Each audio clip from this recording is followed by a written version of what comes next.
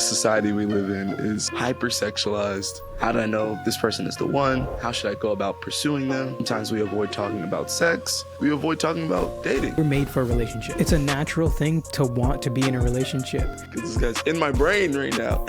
That's just so crazy. So if you have no boundaries in your friendships, in your regular friendships, you're not going to have boundaries in your dating relationship. When I started dating my wife, I didn't even know the Lord. It might be difficult to say, like, how do I approach this when everything in my life has taught me a different way? I don't know. I just wasn't expecting her to give me more than just...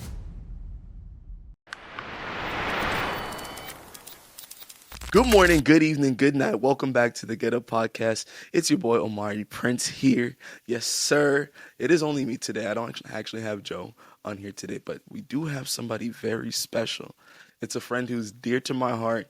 The moment I met him, actually, I felt like, I don't know. I know you guys know what I mean. Like, there's some people you meet, and you're like, yeah, this guy's probably going to be in my life for a while. I don't know in what capacity or in what way, but there's going to be some type of connection. And lo and behold, a year later, after meeting him, here he is still in my life. So some of y'all may have seen, may not have seen, but I've been sharing on my story.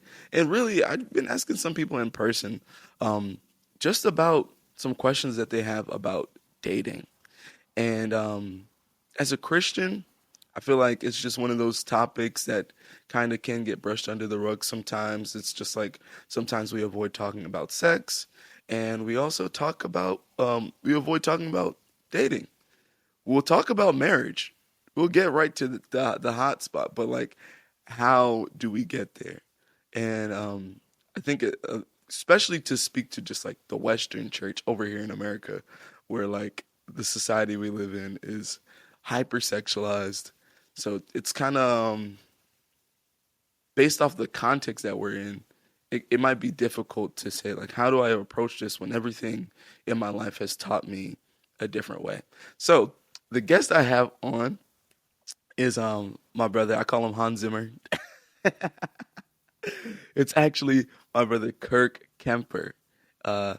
This guy right here. Why is that Kirk Kemper? Bruh. Hold on, I'm gonna fix that. I'm actually here with my brother, Kirk. Yes, sir. So some of y'all know his story. This guy's recently married, and I'm really inspired by them. I'm married now, well, about to be 3 years.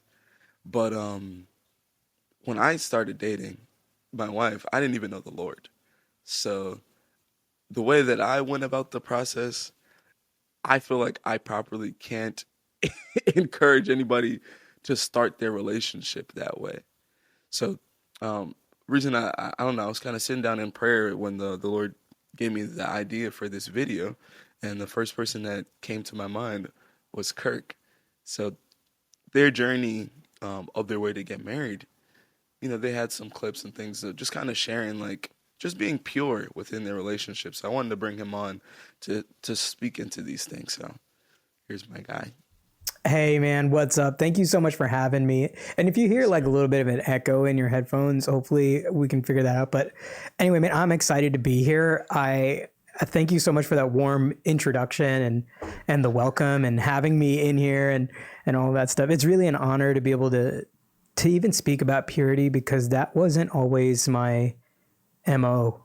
Like, you know what I mean? Like, I was not a pure guy, before I knew the Lord, or even when I first came to Christ, I was not. So it's really an honor to be able to speak about this and speak about it with confidence and authority, from the Lord, not really from my own authority. It's the Lord just kind of like, teaching me lessons. Well, look, so what I'm going to do, so we're going to act as like your big brothers today, okay? We're going to just come from a position and just keep it real. It can be raw. You don't need to filter yourself too much. It's just where it's at. A lot of people have asked me the question of, how do I know this person is the one? How should I go about pursuing them? How do I know when this is the point when we need to take this serious? And what does accountability in a relationship look like? So what I want to do is for you to kind of just share your story. with you and Rebecca, and how you guys even ended up in this place to finally get married. Yeah, man. So here's the crazy thing. Even before we got married, even before I you know, wanted to pursue Rebecca or went on a date or anything like that, I was at a place in my life where I had been single for like 7 years, almost 7 and some change. I was single for a really long time, coming out of a really toxic relationship. And, the Lord just had to work on some things. Like he had to work on lust. He had to work on, a porn addiction that I had. He had to work on the way I even saw women. Like I had to get my mind transformed like about that. I needed deliverance as well. And I just needed to learn what it meant to see women the way the Lord sees them, and also to see them as my sisters as well before I could even pursue like a romantic relationship. Like I had to get to that place before. So this is and before I came to V1, because I met Rebecca at church at V1, I was in a place where I was like, okay, like I know what the Lord wants me to do. I'm doing that. Like I'm just being obedient to what the Lord told me to do, and pursuing that with all my heart and all my might. And so my focus wasn't even like at that point. I'm just like, okay, I'm just going to be single. Like I'm not worried about dating right now. Like I'm just not. I'm like, I'm single. I mean, even before I met Rebecca, I keep saying this, that I really thought I was going to be like Paul. And like, I thought I had the gift of singleness. Like, Yeah, can you speak into that? yeah. So I thought that was the case.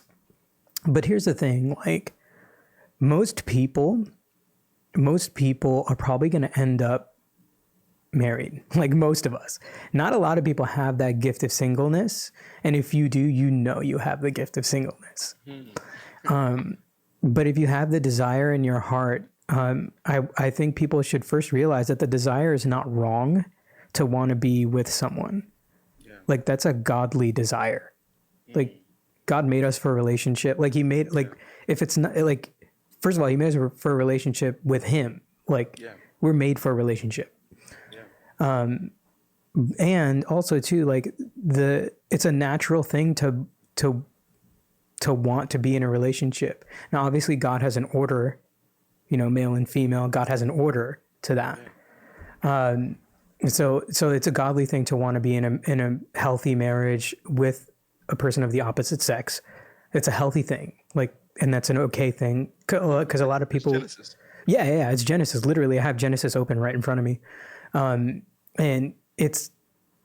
I feel like people sometimes will like say that, oh man, like I'm being like lustful just because I want to be in a relationship. Now it could, if you dwell on it, if like Pastor Julie yesterday was, I was at a Free Women Collective event shooting video for it.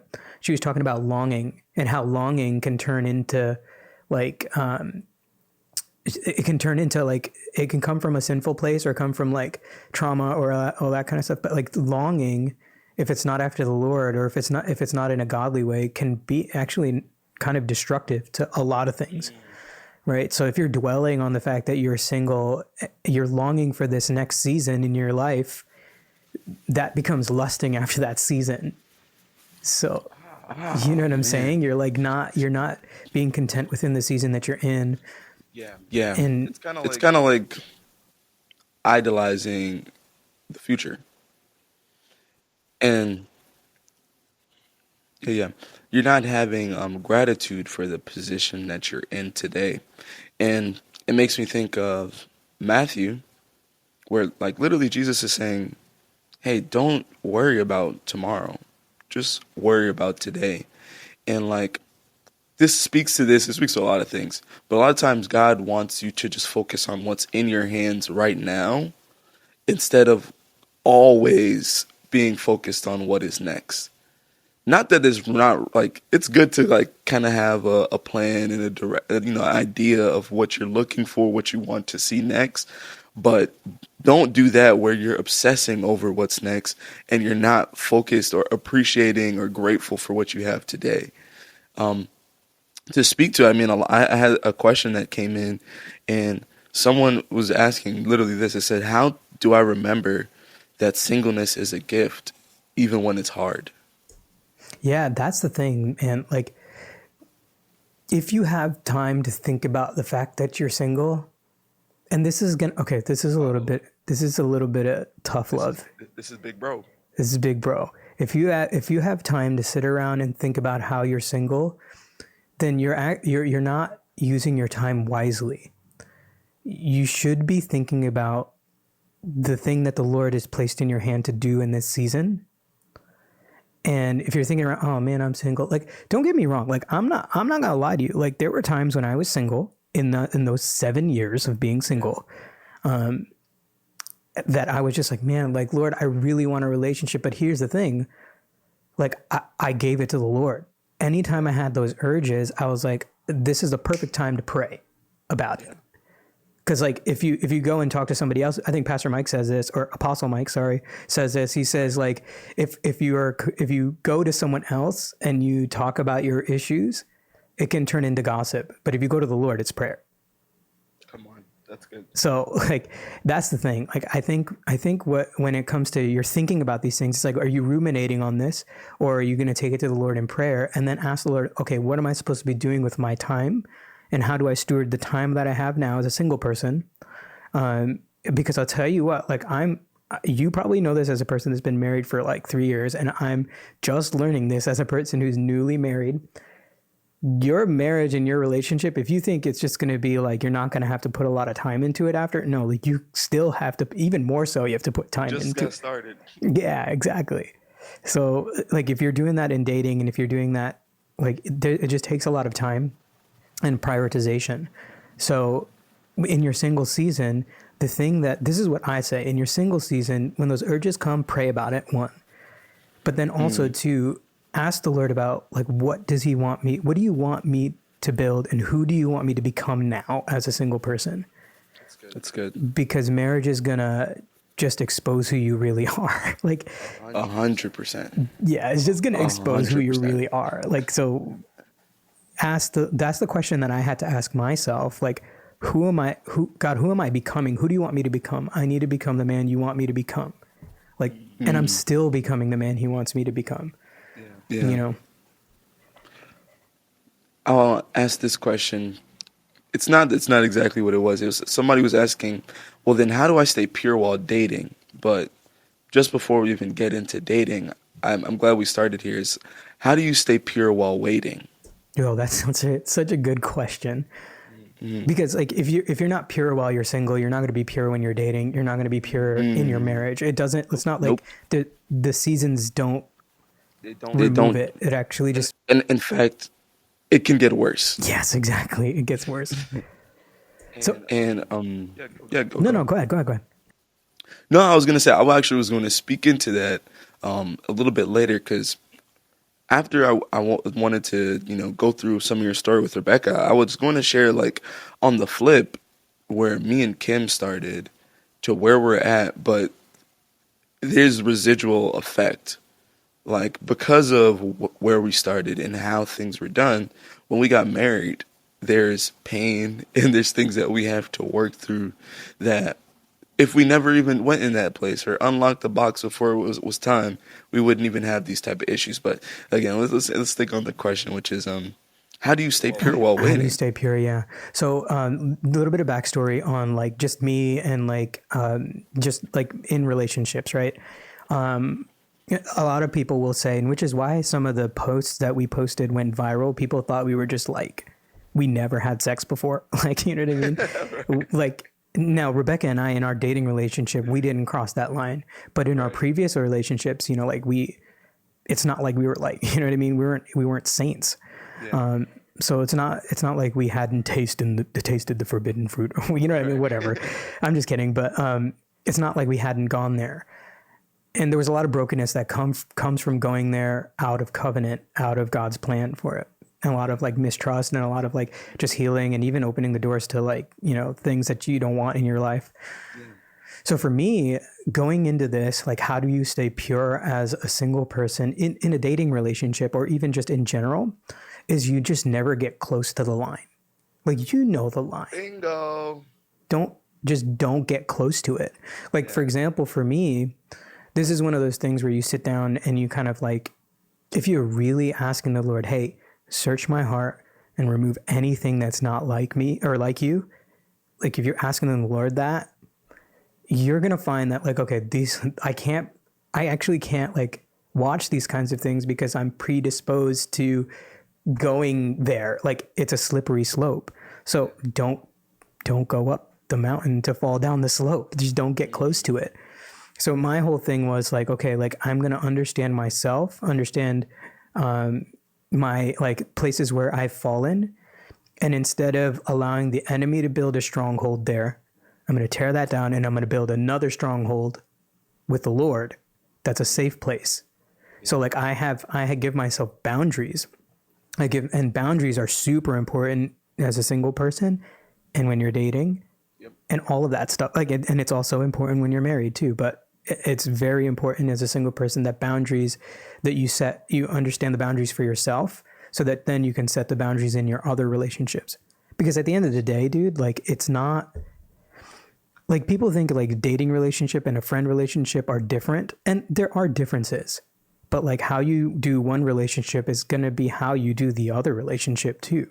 So if you have no boundaries in your friendships, in your regular friendships, you're not going to have boundaries in your dating relationship, and you're not going to have boundaries in your marriage. Like, you know what I mean? So you have to understand like boundaries are actually for safety. Yeah. Somebody says boundaries creates a safe place for love. And it's because there does need to be a container for it. But I want to speak to maybe just like a couple other people, just because I know some people ask that type of question, and it's maybe because there's sin or things that they've struggled with. So like for me, part of my story is that God has freed me from an addiction to pornography, or I should say corn, right? Because we're on YouTube. But like, do you have any advice for anybody who might be dealing with that? Yeah. So I was addicted to corn Right. for something like 13 years of my life, like just addicted. Like I would always go back to it, hated myself because I would go back to it. And like, then there was a point where I was just like, all right, this is just me. I'm just going to like enjoy, like, you know what I mean? Like, and then after I was like, Right. actually, no, this is not good for me, No. nor is it good for anybody else. Right. So I'm like I became a very like systems kind of guy and routine kind of guy, because and this can actually possibly work for women as well. Because here's the thing, if you are chasing after what the Lord has put in your life and the thing he wants you to do, it will require every single ounce of your energy, and you won't have energy for that stuff. Right. Like in your single season, in your dating season, in your married season, like it will require every ounce of your energy if you want to do it, like to the best of your ability. And for me, like I don't do anything half. Like I'm gonna go all in. So for specifically for that issue, I had to That's a gem. That's what I'm saying. Like for hang on, specifically for that issue, I had to put myself in a place where I'm like, okay, do I value my time? And am I stewarding my time well? Because the Lord's giving me this time. If I'm over here messing around, on corn sites, I'm not stewarding my time well, which means I have too much time on my hands, which means I'm not doing what God wants me to do. So I had to get into a routine. For guys, I know that like we have a lot of energy, and we got like if you have like even just normal testosterone, like you're gonna like, you know what I mean, like it just happens, right? You're gonna get aroused in certain places. Your mind is just kind of like that, and that's not a bad thing because we're wired in a certain way. But that energy does need to go somewhere, and so for me, I took it into, I'm like, okay, like what's one thing that I can do that is gonna put this energy in a good place? I'm like, okay, I'm gonna hit the gym, like, because there's several really good things about putting like some sort of physical activity in your life. It doesn't have to be the gym. Like I love lifting. Like I love Yes. going in there, doing the thing, getting pumped. So I enjoy that. And I enjoy pushing my body to a place where like it seems crazy, but then you do it and you're stronger later. Yeah. So it does a couple of things for me. The gym is not just for vanity. It's not just for looks. Right. It's for I'm training my mind to when hard things are coming, when I put myself in a hard place, right, then I'm training my mind. I can push through past this. That's good. So when that urge comes, or when that comes, no, I've already beat hard things. Right. This is not hard. Yeah. You know what I'm saying? And also the Bible says, resist the devil and he will flee. So the devil's going to bring that temptation, and you literally just have to resist. Right. You resist him and you hold. Right. So if you go to the gym, you're training your resisting power, like you're training it. Yeah. You know what I mean? You're training that mental part of it. Because there is obviously, go ahead.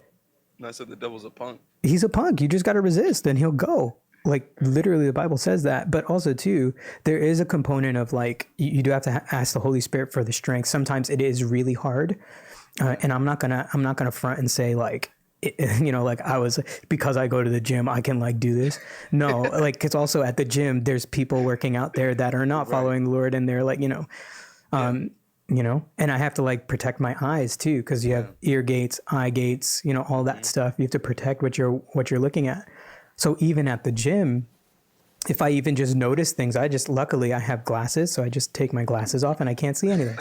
You know what I'm saying? Like there's systems in your life and routines you can put in place to kind of like mitigate some of these places that you fall.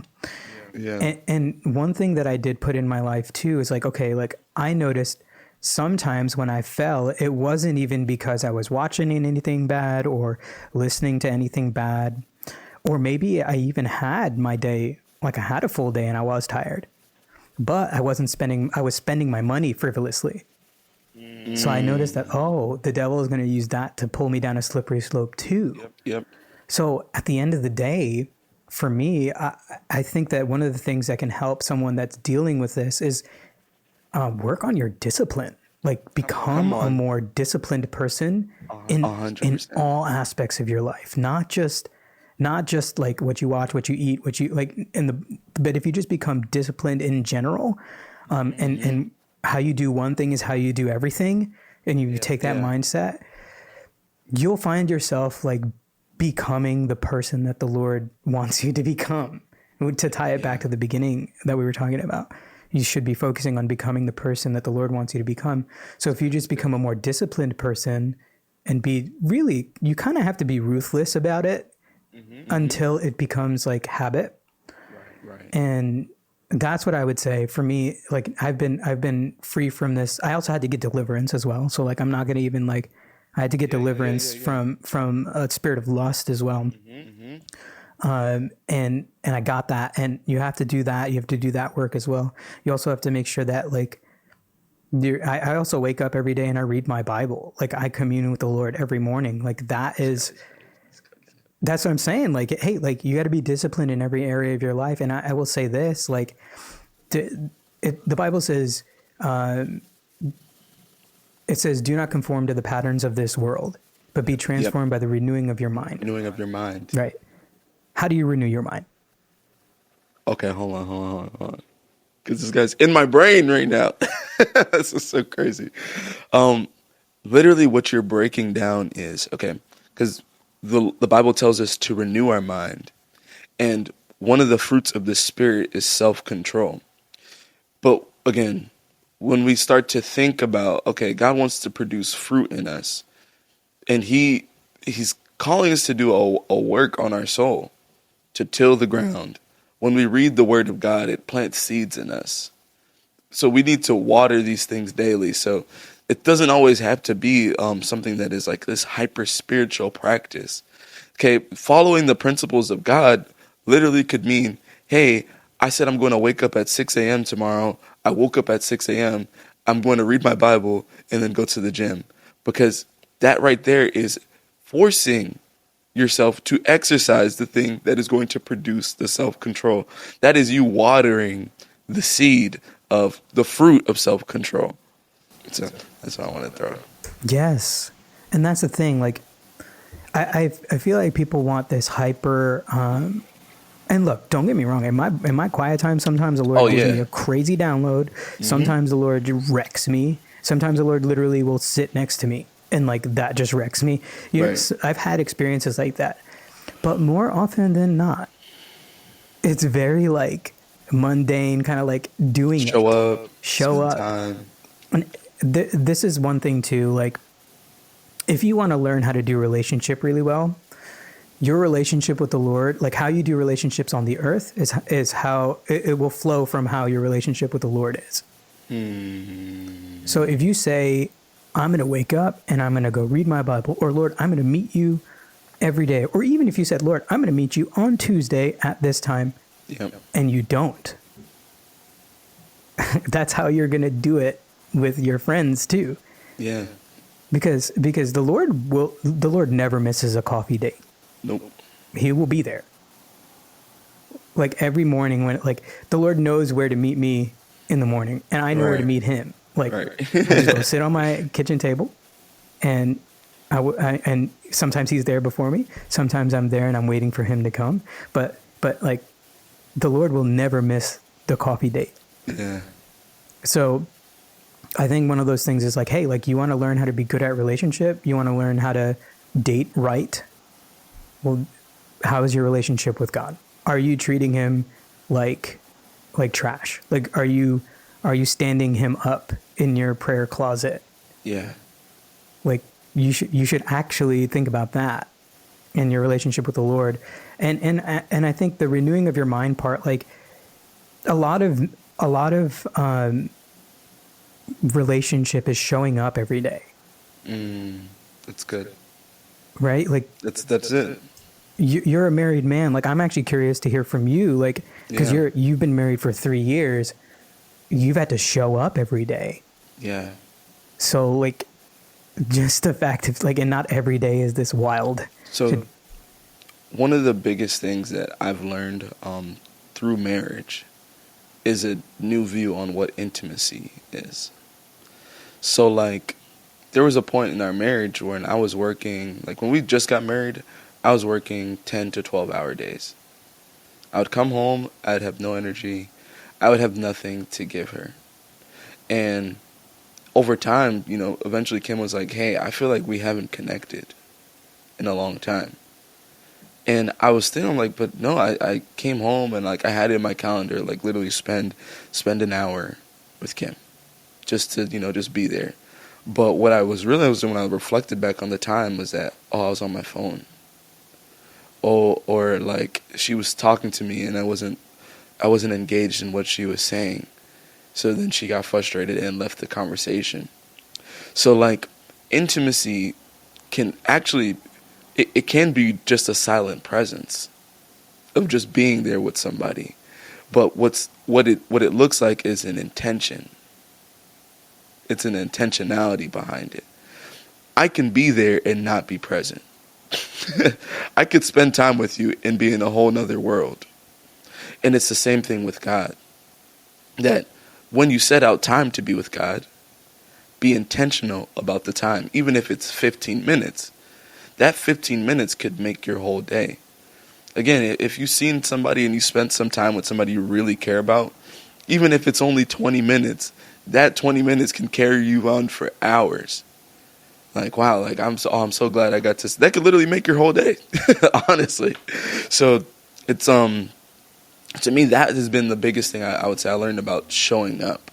And then when you like, okay, so now let's fast forward to now, like coming home from work. I walk through the door. Okay, let me like not be on my phone.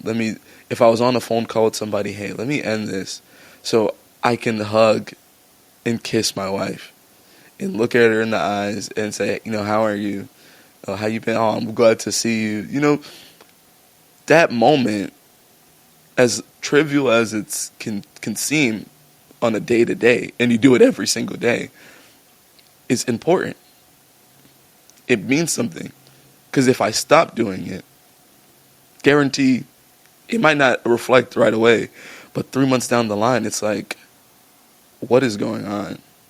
Where is it? Why is there this tension here in the house? And it's just because you weren't intentional about the little things. And that's what I have to say. But okay, hold on. Pause here.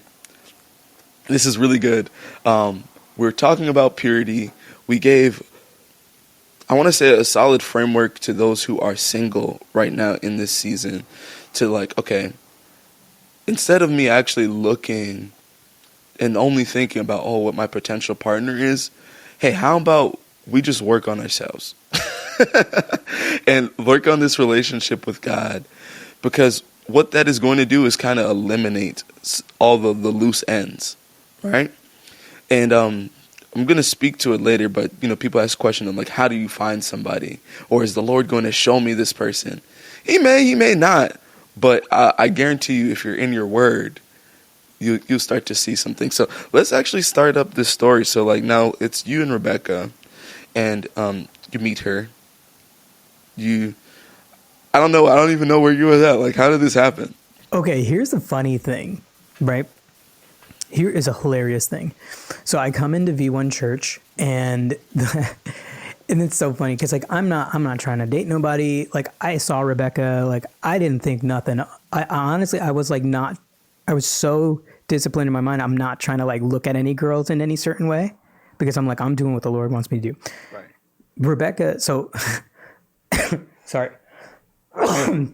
Rebecca sees me and like, you know, like there's only a couple of single people on staff and, you know, like they talk like, you know what I mean? So Rebecca was like, she saw me. She didn't think, first of all, she thought I was a white guy because my name's Kirk. She didn't think I'd be Indian. So, but then when she saw me, she was like, oh, he's not my type. Like immediately was like that. Oh, he's not my type. I'm usually her type at that time was like, you know, a taller guy, you know, more of like a runner's kind of build, you know, not stocky. And I was like, cool, whatever. Like that was like her type. And I honestly wasn't even thinking about that. And then like, you know, and also too, like I'm working through stuff like church hurt and like, you know, really like getting into the community at church. And like, you know, my pastors are walking me through that. My leaders are walking me through that. And, you know, and I'm just kind of like submitting myself to that process with my leadership and letting them call things out of me, letting them rebuke me, letting that, like, honestly, truly letting them like lead me. And so like, I'm just kind of doing this thing. And then one Sunday, I think it was a night service or something. It was it was one Sunday. I was like, you know, I wasn't serving. No, it was definitely a night service. I wasn't serving. I came and I just like, you know, I was sitting in the aisle and then like, for whatever reason, like it was like the Lord just removed something from my eyes. Like that's literally what it felt like, you know, because I'm at this point, I'm not like searching for a girl. I'm not searching for a relationship. I'm just like, I'm here because the Lord told me to come here. I'm doing whatever he's asking me to do.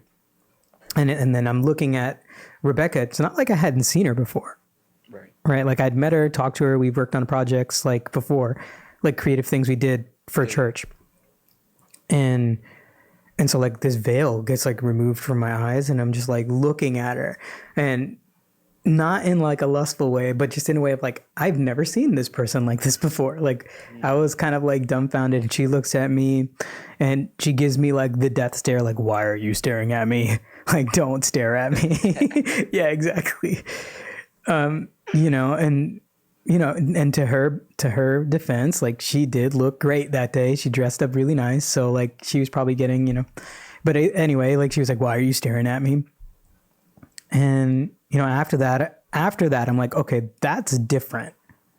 Yeah. Like I had been so in this realm. I know what it's like to lust after someone. Like I'd been in situations like that where I'm like, I want you really bad. And I just want you. You know what I mean? It's not like a thing where it's like, it didn't feel like that. It wasn't like, It wasn't like that. And so for me, at that moment, I didn't like run to her and tell her that she's my wife or whatever, or ask her out on a date right then and there. I didn't do that. so what, because in the past, my reaction would be like, let's go. Like, you know what I mean? Like, let's go right away, and do this. And try to like, and I would try to like, be smooth and like spit game. Move your way in there. Yeah, exactly. I didn't do that. So what I did was I slowed down and I said, Lord, what is this? Because like, Good. I slowed down. I was like, Lord, what is this? And then I didn't make a move or anything like that. I'm like, okay, maybe maybe she just looked really pretty that day and I noticed it, and maybe I need to like control myself. Like, you know what I mean? That's like kind of what I thought.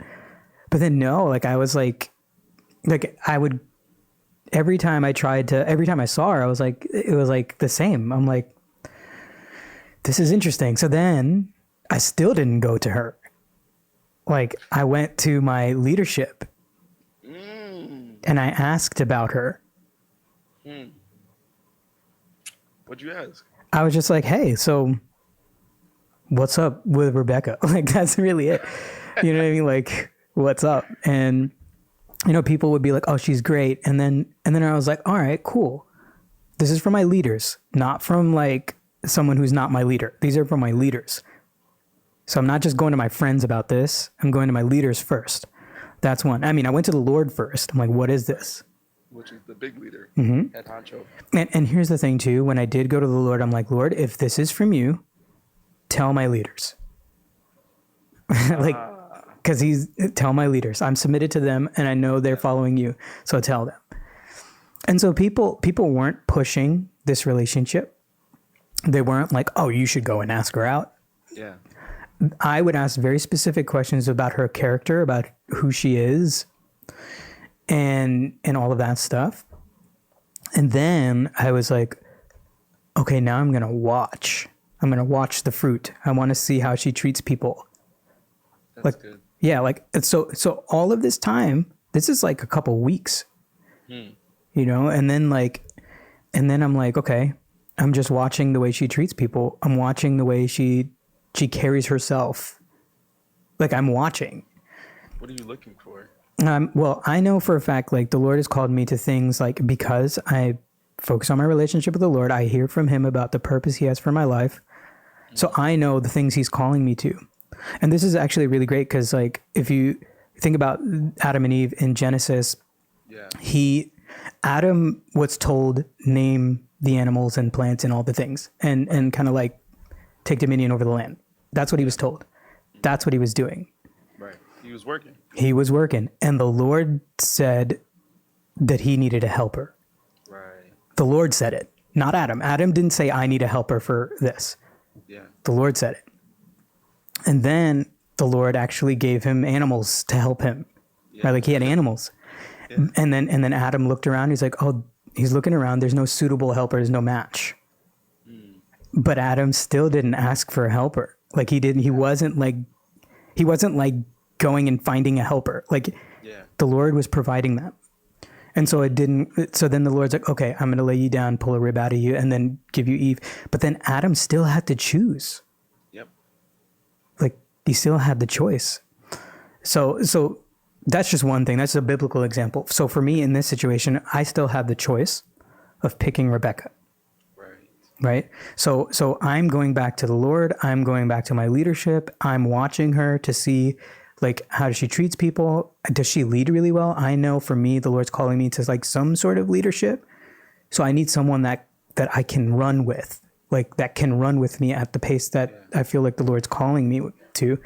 And it has made me to run at, like he's made me to run hard at things. Right. And tirelessly and relentlessly and fast sometimes, like he's actually made me to run that way. So I'm like, is this person going to help me run this way? So I looked for that kind of stuff. Obviously I'm like, and then I'm like, am I attracted to her? Like, is she pretty? Does she smell nice?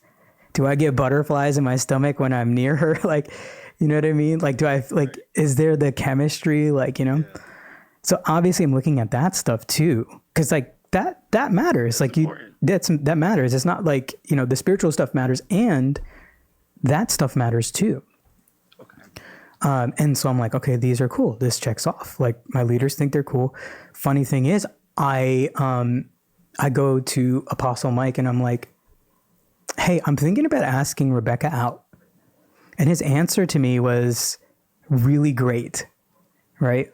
Actually, before I even did that, like we had conversations like around creative stuff, and I kind of like, I'm being very intentional about the way I'm asking her questions so I can see how she thinks, you know, what she believes. And, you know, at this point, I'm not worrying about like her past. I'm not worrying about none of this stuff because we're not there yet. Like, I'm not worried about that. She doesn't have to worry about my past right now. So I'm just trying to figure out, like, should I like even like think about this? And so like, I was like, man, like I'm really interested when we have conversations, like our conversations are really cool. I feel like we're both getting fed in these conversations. It'd be great to get to know her deeper. And so I asked Apostle Mike, I'm like, hey, I'm thinking about asking Rebecca out. And his answer was, be okay with whatever answer she gives you. That's good. And so I just want to like pause on that real quick because some people don't handle rejection very well. Right. So I was in a place like, okay, Lord, if this is something you want, then cool. She will say yes. And like, you know, like, and we'll at least entertain it and see if it can go further.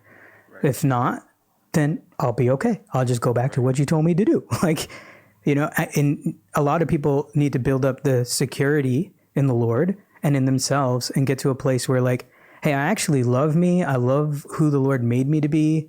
I'm pursuing my purpose. I'm content. Like, I don't need a relationship to feel good. Like, I don't need that. So you need to come to a place where that is, because people who are insecure can't handle rejection, can't handle a no. So you got to come to a place where you become secure. And if that means you go to therapy, then do it. Or if that means you got to like deal with some things, then do it. As a single person, you have the time to deal with these things. Right. Don't bleed on other people. Like, you know what I mean? Like, if you're trying to heal, like just heal. Yeah. You know, and then let the Lord bring somebody along. Anyway, so could I add something? Yeah, go ahead. Well, I think it's really good because like where you're at least at this point in the story, and I think for like men who are looking or interested in a girl, there's like a frame that Kirk is following as far as pursuing her. First, there was the moment of like, oh, she kind of attractive. Like there's something there. Like I don't know exactly what it is, but something about this person is drawing me to them. And instead of following the natural male instinct or what gets drilled into us, he did not shoot his shot the minute that he felt the feeling. Okay, I mean, there is the fact that like we're in a setting where you can actually see this person pretty often, which I think there's something to think about there in that in itself too, because a lot of times we'll pursue people, and they're a complete stranger, and you have no idea. You don't know their context of how they are with people. You've never seen them in working settings. You've never seen them in just friendly settings. Like, so you have absolutely no idea, which can be kind of dangerous, at least for your heart. But, okay, so given the setting, he's able to spend some time and, over a period of time, kind of just look at her. See how she is. He went to the Lord.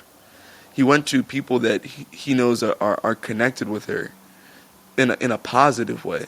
Not just like, they just know her, or they just seen her before. Like, no, he has leaders. So I think this answers, like, somebody had asked a question about even having some form of accountability in the process. This is before he even asked her on a date. He's already going and he's submitting things to people. He's submitting things to the Lord. So I feel like, that's things you want to incorporate into your framework as far as like, okay, if I want to pursue a girl, let me start to think about these things. But you could continue. Yeah, and here's the important thing too, especially with that framework, is like, if you're a pastor says no, honor that. Yep. Yep. If you go to the Lord and you ask the Lord and the Lord says no, then it's a no. Yeah. Choosing the hard of obeying the Lord's no is much easier than choosing the hard of letting demons come in, of Yep. you getting beat up in a, like, you know what I mean? Like just whatever the relationship, like you hurting the other person hurting you. And maybe it's not even out of malicious intent, but I'm just like saying like the pain of that, choose the pain of like obeying the Lord as opposed to the pain of you making a bad decision. Right. You know, so obey the Lord. So I did submit to my leaders, right? And that's one thing too. You're talking about accountability. Accountability is you coming to someone with like, hey, like I want you to hold me accountable to this.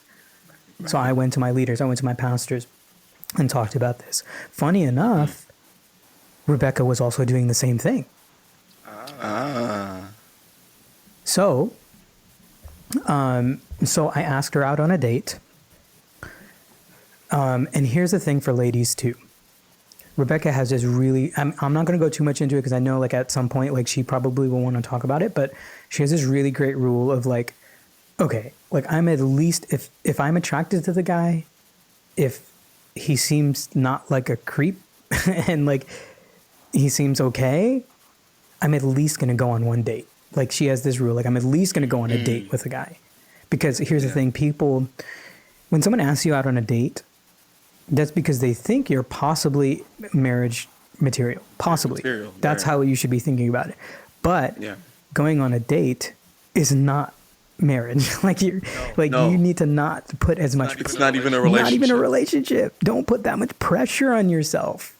On either of you guys. Like just go into this like, okay, like dating is evaluation. You're evaluating this person and they're evaluating you. So you should be evaluating like, okay, all that preliminary stuff is good. Like leaders say they're good.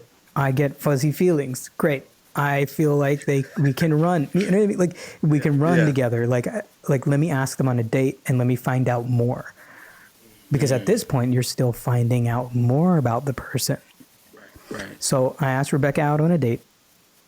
And you know, like and my first date didn't even, like I didn't realize that it didn't go as well as I thought it went, but which is kind of funny because there's actually a turning point in our dating that actually was like, yo, that's a huge green flag for her.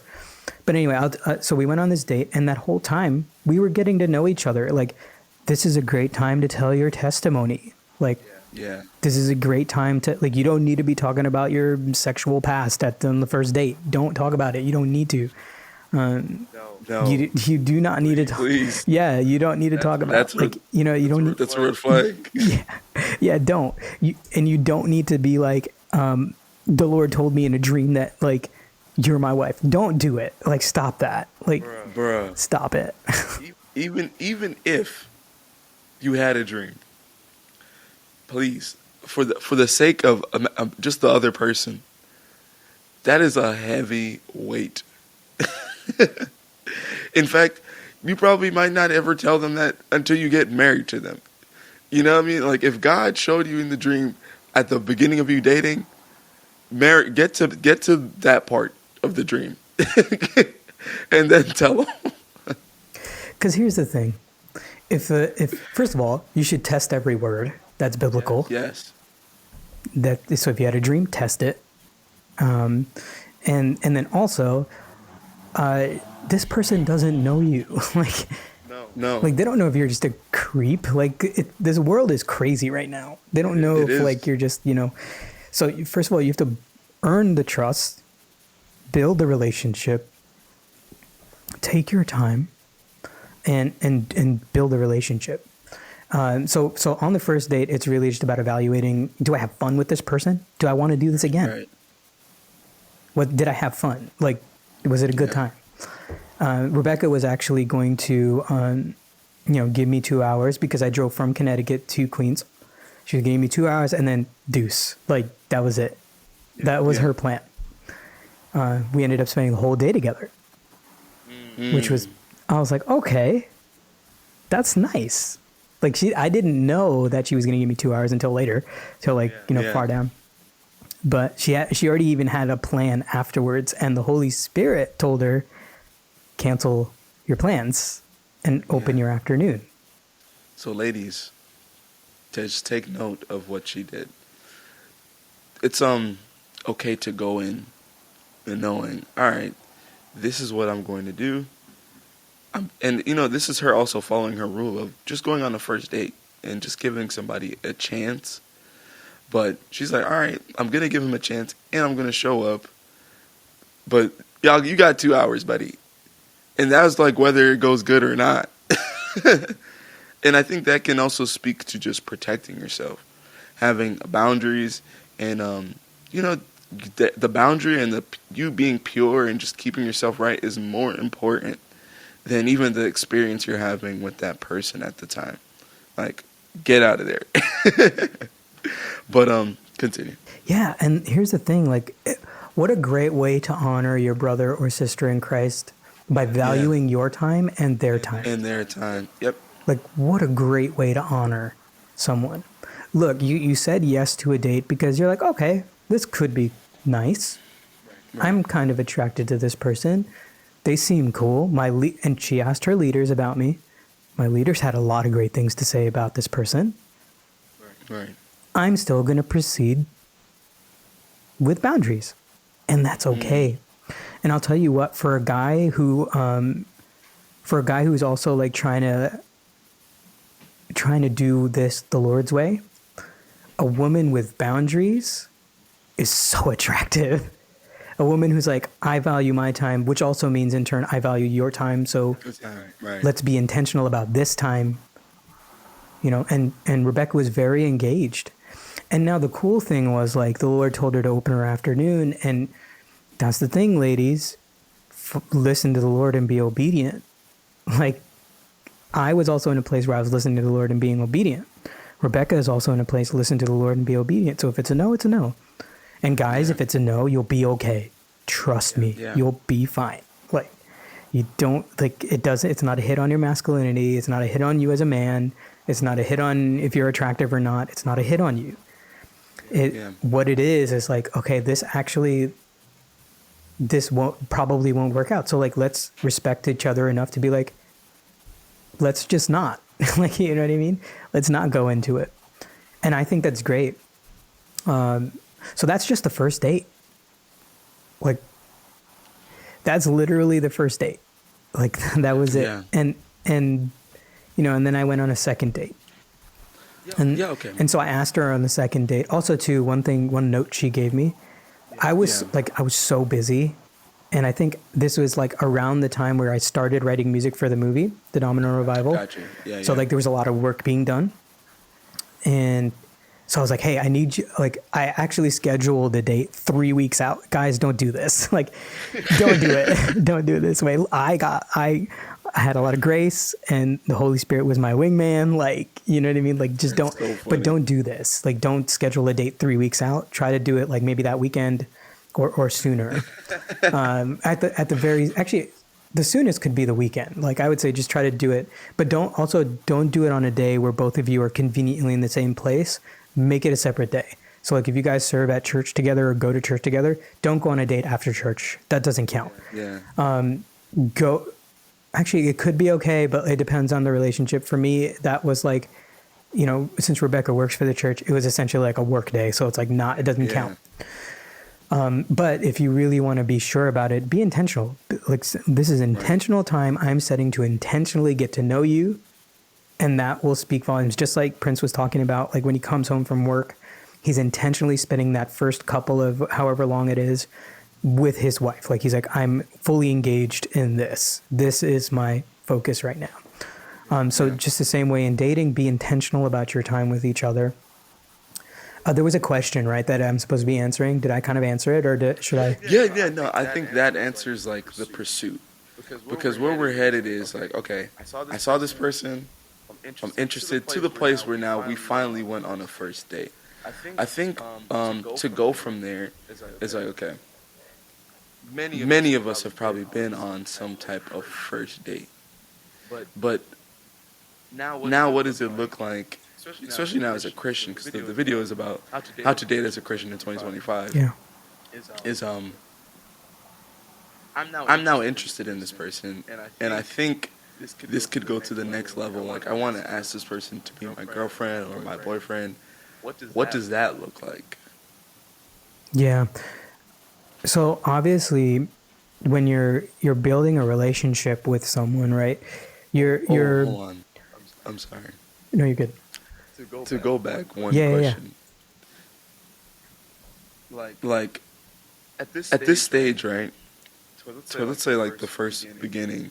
I think obviously we're coming with the mindset like if I'm going to date this person, ideally I would think that I'm going in this looking for my spouse if I want to marry.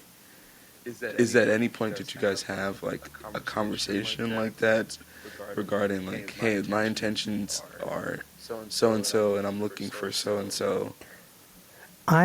So we didn't have that conversation until maybe third or fourth, like maybe actually, I don't think we had that conversation until I asked her to be my girlfriend. Okay. So we'll start there. Yeah. So let me just go back before. So in this time where you guys are dating, right? And you're dating, right? So you're getting to know each other. You're not exclusive, right? You're not like, right. This is not my girlfriend. Like, we're not like, so, or this is not my boyfriend, right? Like, we're dating. This time you're building a ton of trust. And this time you also want to do that. This was like really important. And this, for some girls, I'm giving this kind of to the guys. This is more so for the guys, because for guys, you should be leading. You should be leading in this way. You don't have to lead this woman as if she's your wife. She's not your wife, so you don't have that responsibility.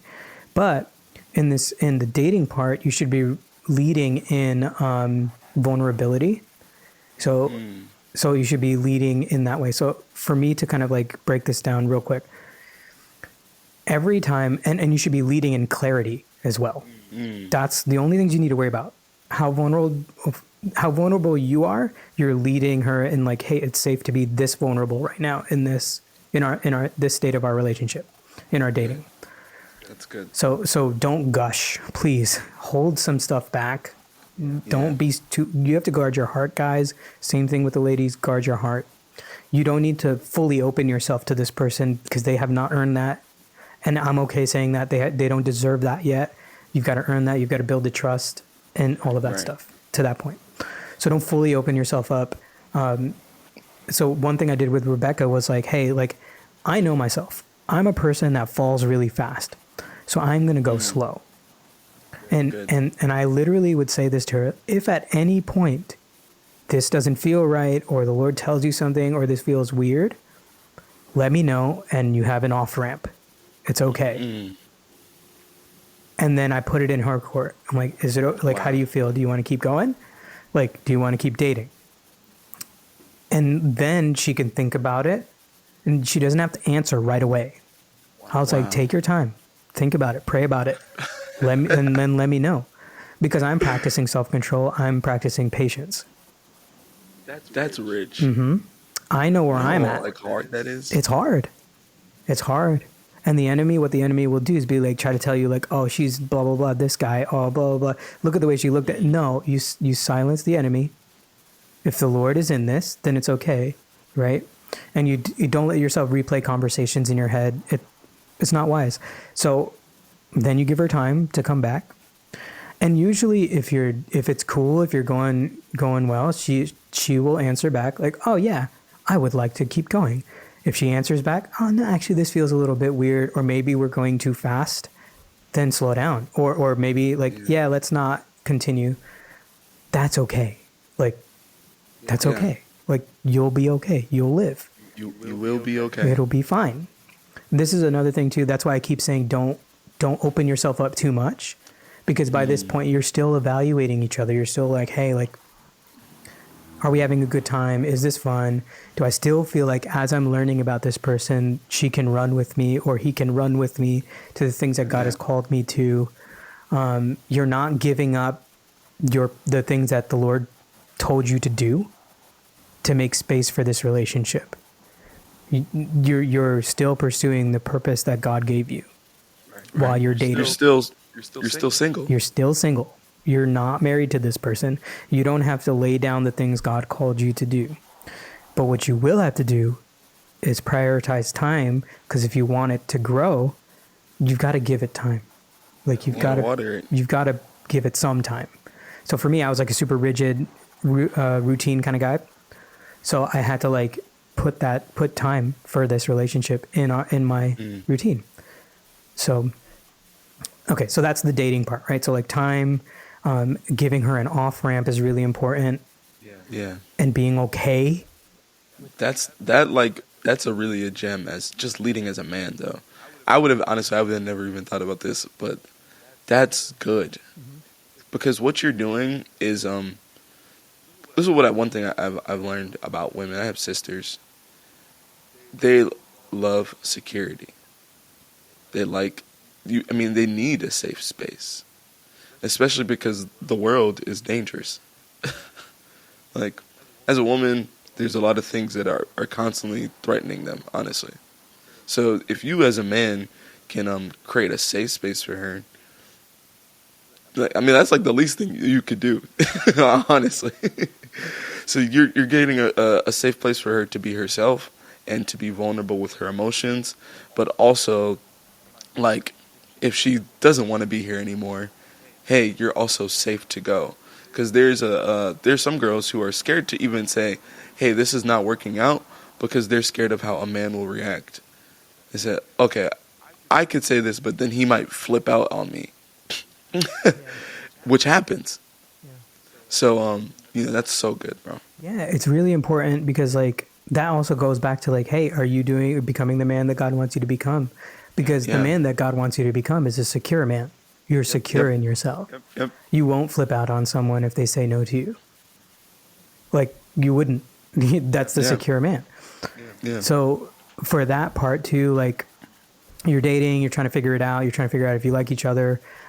Say she says, okay, no, actually, I feel good. Like, this feels okay. Let's continue. That's fine. That's good. Then you continue. You don't change your pace. You don't, like, for me, I was like, after we got to the point where it was like, I think we were like 3 months in. So, like, also, ladies, this is a great rule for you to put into your life. If the dates are going well, then like, you can figure out this is not an arbitrary time. It's not like a set in stone thing. But you really do get to know someone if you've kind of like been intentionally dating them for like 3 months. You kind of have an idea of who they are by that point, for the most part. Like, you don't know the deepest, darkest things. And you shouldn't have to worry about that. You shouldn't have to worry about getting that deep in 3 months. But by this point, you should know, like, okay, they have good character. They stand by their word. People have great things to say about them. What do my leaders think about us dating? Like, you should know these things already by this point. Yeah. And in that time, one thing that is super important for both men and women dating is being super clear about, like, how y'all are, like, feeling in this relationship. Like, first, obviously, you're taking to the Lord, taking to your leadership and submitting it to people, right? But if you're like, hey, like, for example, I'll give you a really cool example. So I hadn't dated in a really long time. So I was very, very rusty, right? And so I go out on our, like, first date, second date. It was really great. I thought it was great. And then Rebecca texted me. She's like, hey, like, she was actually about to, like, be like, no, I'm done. This guy's so, like, self-absorbed and he doesn't ask me questions. He just talks about himself the whole time. And so luckily she got to ask a friend and someone she trusts, it's like someone that's like an actual, like, wise person. Like, do you think that this guy is just, like, full of himself? Like, why does he keep talking about himself? This person was like, he's probably nervous. He hasn't dated in a really long time. And then she actually came to me like, hey, Kirk, like, she didn't just, like, take the information she thought, the story she, like, was like, oh, this guy's full of himself, and take that assumption and leave it. She brought it up to me. Cause like, look, sometimes guys just Wow. don't know. Like, Yeah, no, literally. like I literally didn't know. Like, I didn't know that I was like talking about myself as much as I was talking about myself. I was just trying to make sure she knew I was cool. Like, like I was interesting. Like I was trying to be like, I'm an introverted person, so me talking that much is not normal. Like, yeah, And and she was like, "Hey, like you were just like talking about yourself our first 2 dates the whole time, and you didn't ask me any questions." Now, for guys, what that communicates is that I'm not interested in her. But that was not yeah. that was not the truth at Far all. from the Yeah, I opposite. was so interested in her that I was trying to make her interested in me. Like, so Right. so when she brought that up to me, I was like, "Oh snap! I'm really sorry. Like, I totally didn't realize that I was just like yapping." And Yeah. talking about myself and not asking you any questions because I am interested to find out about you. Like, I am. Like, I really want to know about you. Yeah. I just hadn't dated in a while, so I was like nervous, and like this is just how I was being when I was nervous. Yeah. And for her, that was like I didn't gaslight her. I didn't say she was wrong, or like feel like I didn't gaslight her. She was like, "Wow, that's a Yeah. huge green flag." You And then the guys are next, being yeah, honest. honest, yeah, honest, and taking it well, taking feedback well, Right. because what that communicates to her is like, oh, I can say something to him and he'll actually listen, Right. and so the very next time that we hung out, I inundated her with questions. I was like, I'm not talking about myself. I'm gonna find out all about you, like. Right. And so I asked her like all these questions, and it was kind of funny because it was like the night before Breakers Conference. I was helping her, and I wouldn't recommend this, like, but like nobody else was around to help. We went to the Queen's office, and it was like an art project. So like I wasn't trying, like it wasn't like in a place that was like weird or anything like that. And there were other people there. So I went to help her finish up an art piece for the Breakers Conference, and at that point, like we were like doing this art project, and like I was asking her all these questions. I was like, "This is another opportunity for me to hang out," and it's not a date. This was not a date. This was me helping her with something she was doing. And so, but I still took that opportunity to ask her questions about like, You get to know her. yeah, get to know her. And then she was like, "Look, Kirk, chill out. You're asking me too many questions right now." but what she took away from that was like, hey, like actually I told him this feedback, and he actually did something about it. Right. And so that's a huge green flag. And he didn't get butthurt. Like he didn't get like offended or anything like that. So like for her, you're talking about creating safety. That creates a safe place for her to have a voice. Because in a lot of relationships, women don't have a voice. And it's because like you given her a space where she can say no.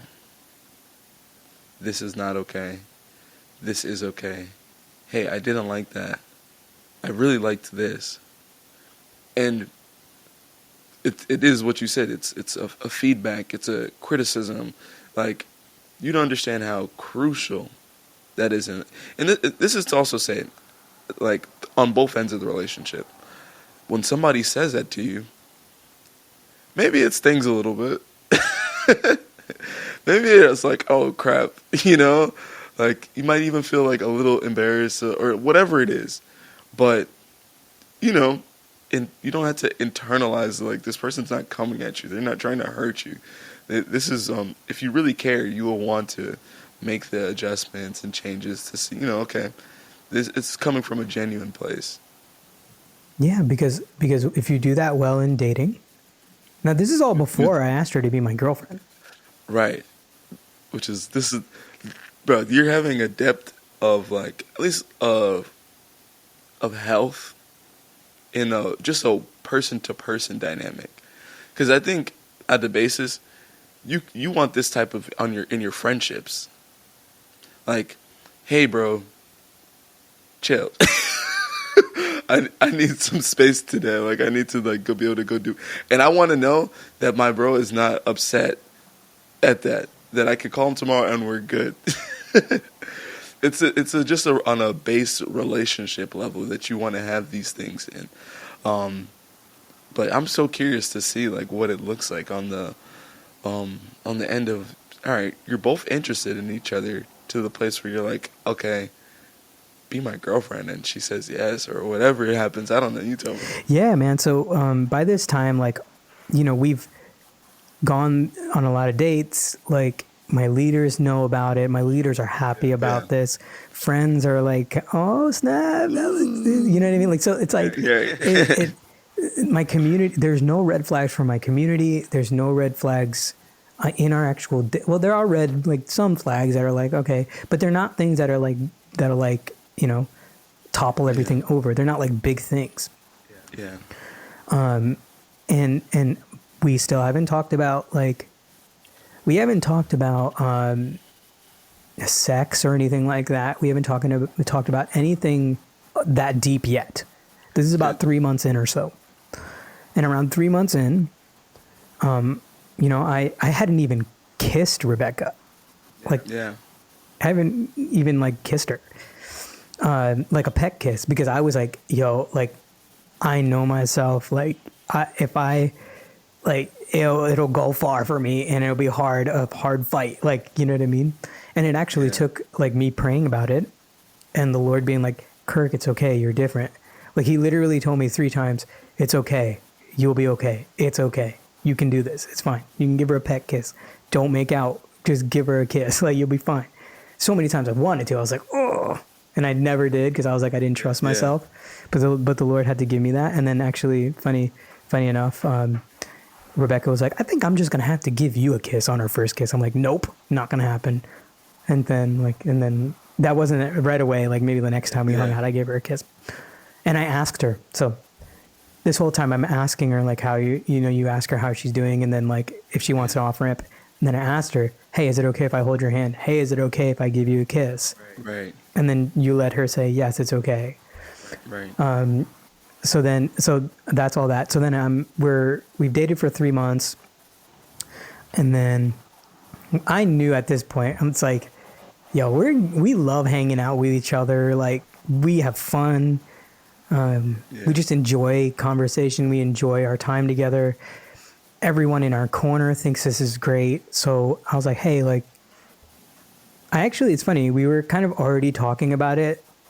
I hadn't asked her if she wanted to be my girlfriend, but like, you'll notice like the conversations you have are like kind of already like dancing around the point. Like, you're kind of already dancing around it, and like, it's just like, now you're like, okay. I feel like this is happening, but is this happening? Yeah. And just like you did with your dating, you're intentional, just like you did before. Like, you're like, hey, like, this is how I'm feeling right now, and you can let me know if it's not the right time.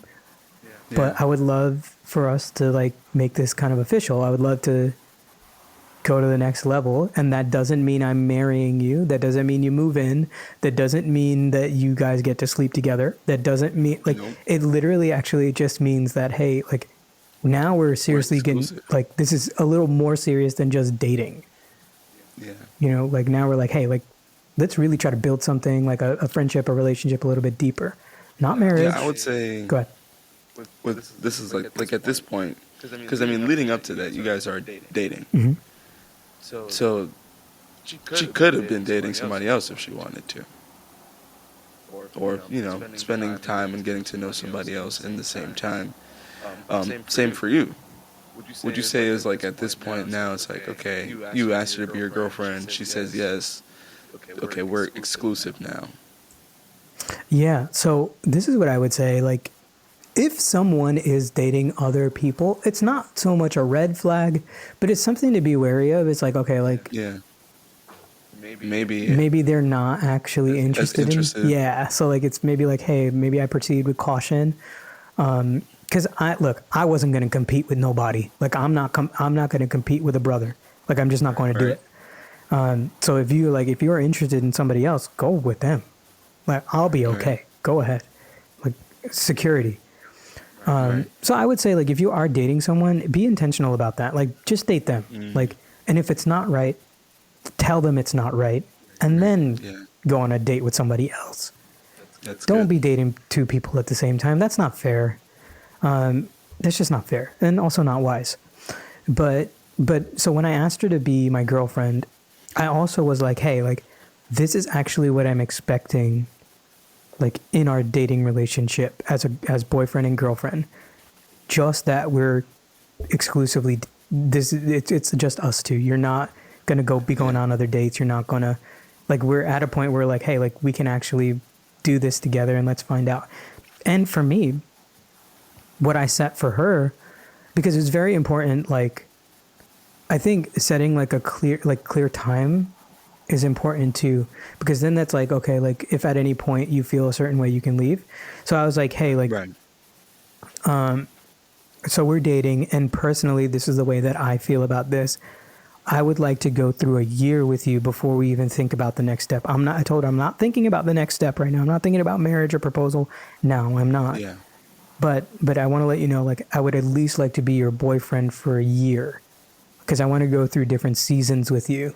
Hang on, it got really dark here. Let's. Yeah, I was gonna say the lights just went out. Yeah, right, there we go. I want to go through different seasons with you, and see how we are in seasons, different seasons. Yeah. Hang on, I'll fix this. There we go. Okay. And she was cool with that, you know. She was cool with that, and I also told her, like, hey, like, I'm not trying to sleep with you. So I'm not even going to put you in a position where you think that might happen, or I'm just not going to put us in that position. I don't want to be in that position, because I really want this to work out. Shout out to the clouds. The sun, right? Yeah. Shout out to the clouds. Because I want this to work out, and I want this to go well. And she shared the same sentiment. She's like, yeah, I don't want to like mess this up. This is a good thing. I don't want to mess this up. And so, like, I'm really fighting these clouds. Let's just leave it like that. It'll fix itself. It'll be fine. Okay. And so, like, that's the conversation we had. Like, I was just very clear about boundaries, because when you go to another step in your relationship, you've got to make sure boundaries are clear. Yeah. So in dating, like, I wasn't expecting her to, like, I don't know, I just wasn't expecting her to give me more than just some of her time and some conversation to get to know each other. Yeah. That's all I wanted from her. Now when we're boyfriend and girlfriend, now it's just a little bit more time and a little bit more conversation. Now with us, since I was in Connecticut and she was here in New York, it did make it a lot easier for us to be pure, because we weren't so close. There's a natural distance. Yeah, there's an actual distance, and it took a long time for me to come here, you know, and then it took me a long time to get back home, so I wasn't out here at night. Right. Okay. Like, we weren't hanging out at night on the couch. Like, it just wasn't happening. Right. You know. So I think this is a good space to like list out. Okay. Hey, do's and don'ts. Like, okay. Because there's a purity that you were trying to maintain this whole entire time before you were dating, and in fact, it had nothing. I mean, yes, it has something to do with your future spouse, but more than that, it's because of who you are. Your relationship with the Lord is more important than just this relationship with your partner, or I would say your girlfriend or boyfriend or whoever you're dating at that time. So let's not throw that out the window. And I think this is at this point in the time, this is where I can start to throw some things, because I learned a lot in my relationship about maintaining or like, you know, having some purity. Because for me and Kim, when we started dating, it was like, all right, hey, I was lost, I was in the world, and we were not doing it right, you know. I don't even think we like properly went on like a proper date. Like, we were at like a party or something, and one thing led to another the next time we linked up. But when I gave my life to the Lord, probably I want to say 6 or 7 months later into our relationship, God was like, okay, you guys need to break up. So we broke up for 3 months, and we were still friends, because this one thing, we had a friendship that, aside from whatever else was going on, it's like, no, this person's like just is becoming one of my best friends. Like, I just enjoy being around them. I enjoy talking to them. I enjoy opening up to them. So we now had the difficulty of like, okay, I've experienced you in a way that I can no longer experience. We cannot have sex. We can't even like to kiss. Like I cannot make out with you. I can't do any of that stuff. To even like kiss you, like the camera might have just died. Let me see. Okay. Plugged in. Okay, no problem. But that's so good though. And while you're figuring that out, just real quick, I'll just hop in on the point of that. Like Prince was talking about he had built a friendship with his before they got married, with his girlfriend at the time, I guess. And that's actually what you're doing when you're dating. You're building a friendship. Now, obviously, it's different than just like, just someone that you know. But you're actually building a friendship in the way of like, this is a person that like I'm intentionally building a friendship with the hopes that this might go to the next stage, and then that's you're continuing to do that as in your dating relationship. You're continuing to build friendship because like, honestly, like once you do get married, like I can say this, like once I got married, like I married my best friend. Like Rebecca is my best friend. We've built such a good friendship. We have so much fun together. Like I just married my best friend. So it's so cool that Prince was talking about like building a relationship in that way. And that even though they had to break up and not be like this exclusive boyfriend girlfriend thing, they still had a good friendship. And the Lord was going to redeem the relationship that they were trying to build, but they were building it with with the pieces in the wrong order. I gotta pause the recording real quick. Okay. It wouldn't be one of these episodes if like the camera didn't die or something didn't just randomly happen. So, yes, and as we were saying, it's like our friendship being the underlying helped to carry out into the removal of sex. Like, no, I don't need to be physically intimate with her to actually create intimacy with her. So, like, boundaries to be put in place. Hey, you guys probably, even as boyfriend and girlfriend, should not be places alone. If you are dating, because now you guys are, it's just like a higher level of dating, like he was saying. Meet somewhere public. Go do something in a public place, or like, maybe you're at a stage now where you guys are meeting each other's families or something like that. Okay, well, if you're gonna do something like that, have your family be there, and when everybody's ready to go, it's also their time to go, because doing something as simple as that avoids the risk of you guys falling, really.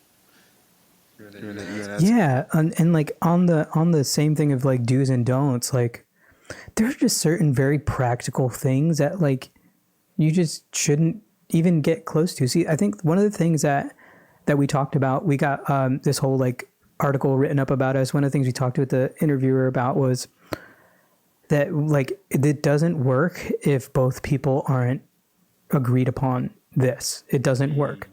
If one person feels that like, oh no, we're boyfriend and girlfriend, so I should be able to like touch you up in this way. No, like, you know what I mean? Like if one person feels that way and the other person doesn't, then that's like, hey, like we need to have a conversation. If you still feel this way and feel strongly about it, I don't think we should move forward, because like if there ever is that point, like you have to be okay with that. Right. This all comes back to like, you shouldn't be creating like these deep soul ties. You should be guarding your heart. Don't let yourself fall too fast. Because if you're creating these in your dating relationship, then it hurts more once you guys are like, So I personally think for me, like pace is really important. So when you're dating now, your girlfriend, boyfriend, right? Like Prince was saying, like we had our family around. Like I invited her to Thanksgiving, and all of this stuff, and I just had my family around, or I had friends around. And I think like even for us, like when we were spending time together, we were very intentional about like, okay, it is 7:00 time for you to go home. Right. Like it's not dark out, but like you got to leave. Like, you know what I mean? Because a lot of the times, like I was here and we would spend time here in New York, and then I would have to drive back a long drive anyway. It's funny. We had a viral post talking about how I would leave every day. Right. And people in the comments were like, just let the guy sleep over, man. What's the problem? He can sleep on the couch. But I'm like, yeah, I'm not going to even get close to the even the opportunity of sin. Like, I'm not getting, I don't want to see how close I can get to that line. I'm staying far from the line, you know? And So, that's so practical because I mean literally the Bible tells us to flee from sexual sin. But it's not because it's not in a situation where you can have some type of self-control and get away from it. It's because it's really just that dangerous. Okay, it takes literally like 10 seconds to take all your clothes off. That's all it takes to just get completely naked. So why would I even? Because I could have been feeling some things already. I'm attracted to this person. Things are getting serious. Like, you can't deny that there will be moments of maybe like, I feel aroused in this kind of way. They look beautiful right now. I'm going to be here at 2 a.m. on their couch and I just can't fall asleep. And then they randomly just wake up and they can't fall asleep. Now what? Why even end up there when you could have just went home?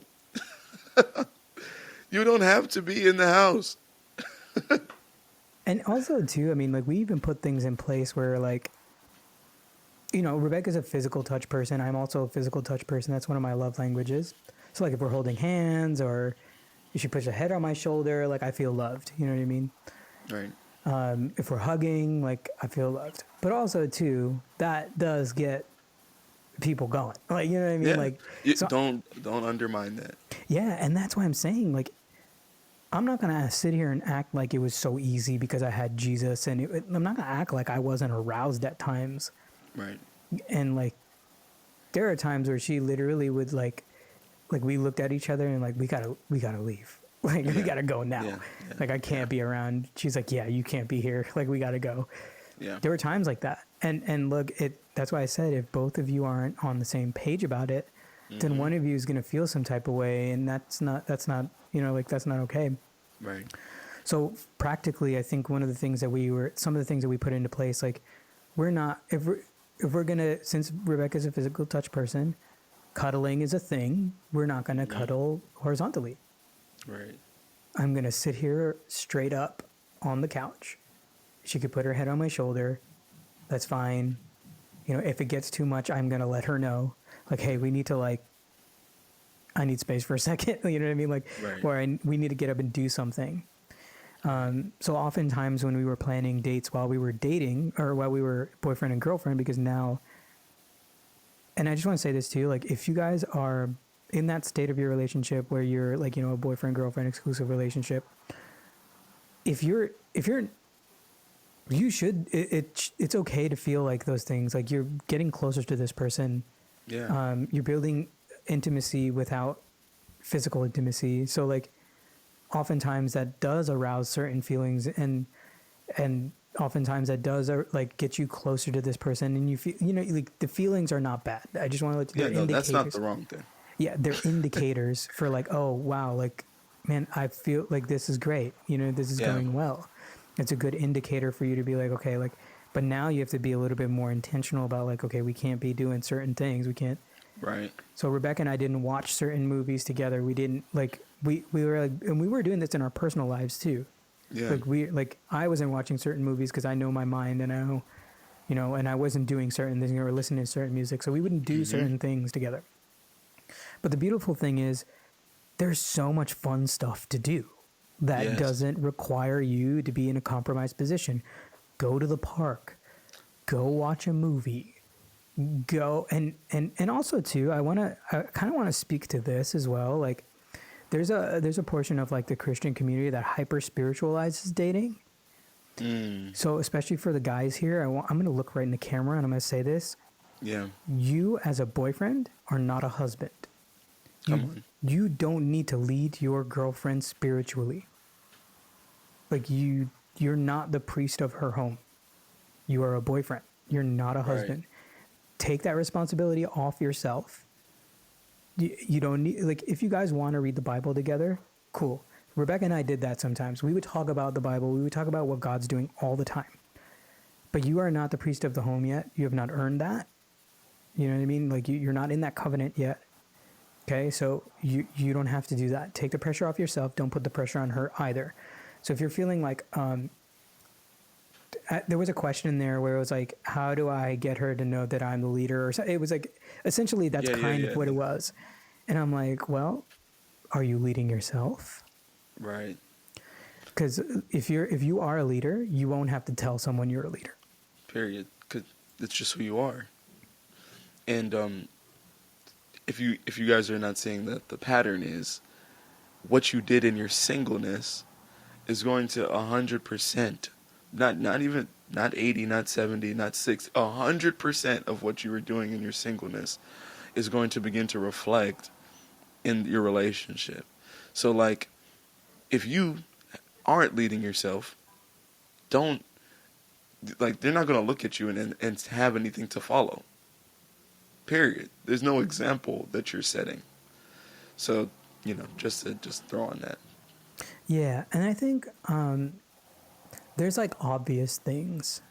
Like it's just like obvious. It's like Rebecca and I thought it was so funny, like hilarious that we had a New York Times article about how we weren't sleeping together. Like, because it's like basic Christianity. Right. Like it's basic. Like that's spicy in 2024. I know, right? It's like, oh, what? He goes home every day and doesn't sleep with her in her bed? What? I can't believe it. They don't make out. They don't have super intimate, crazy makeout sessions.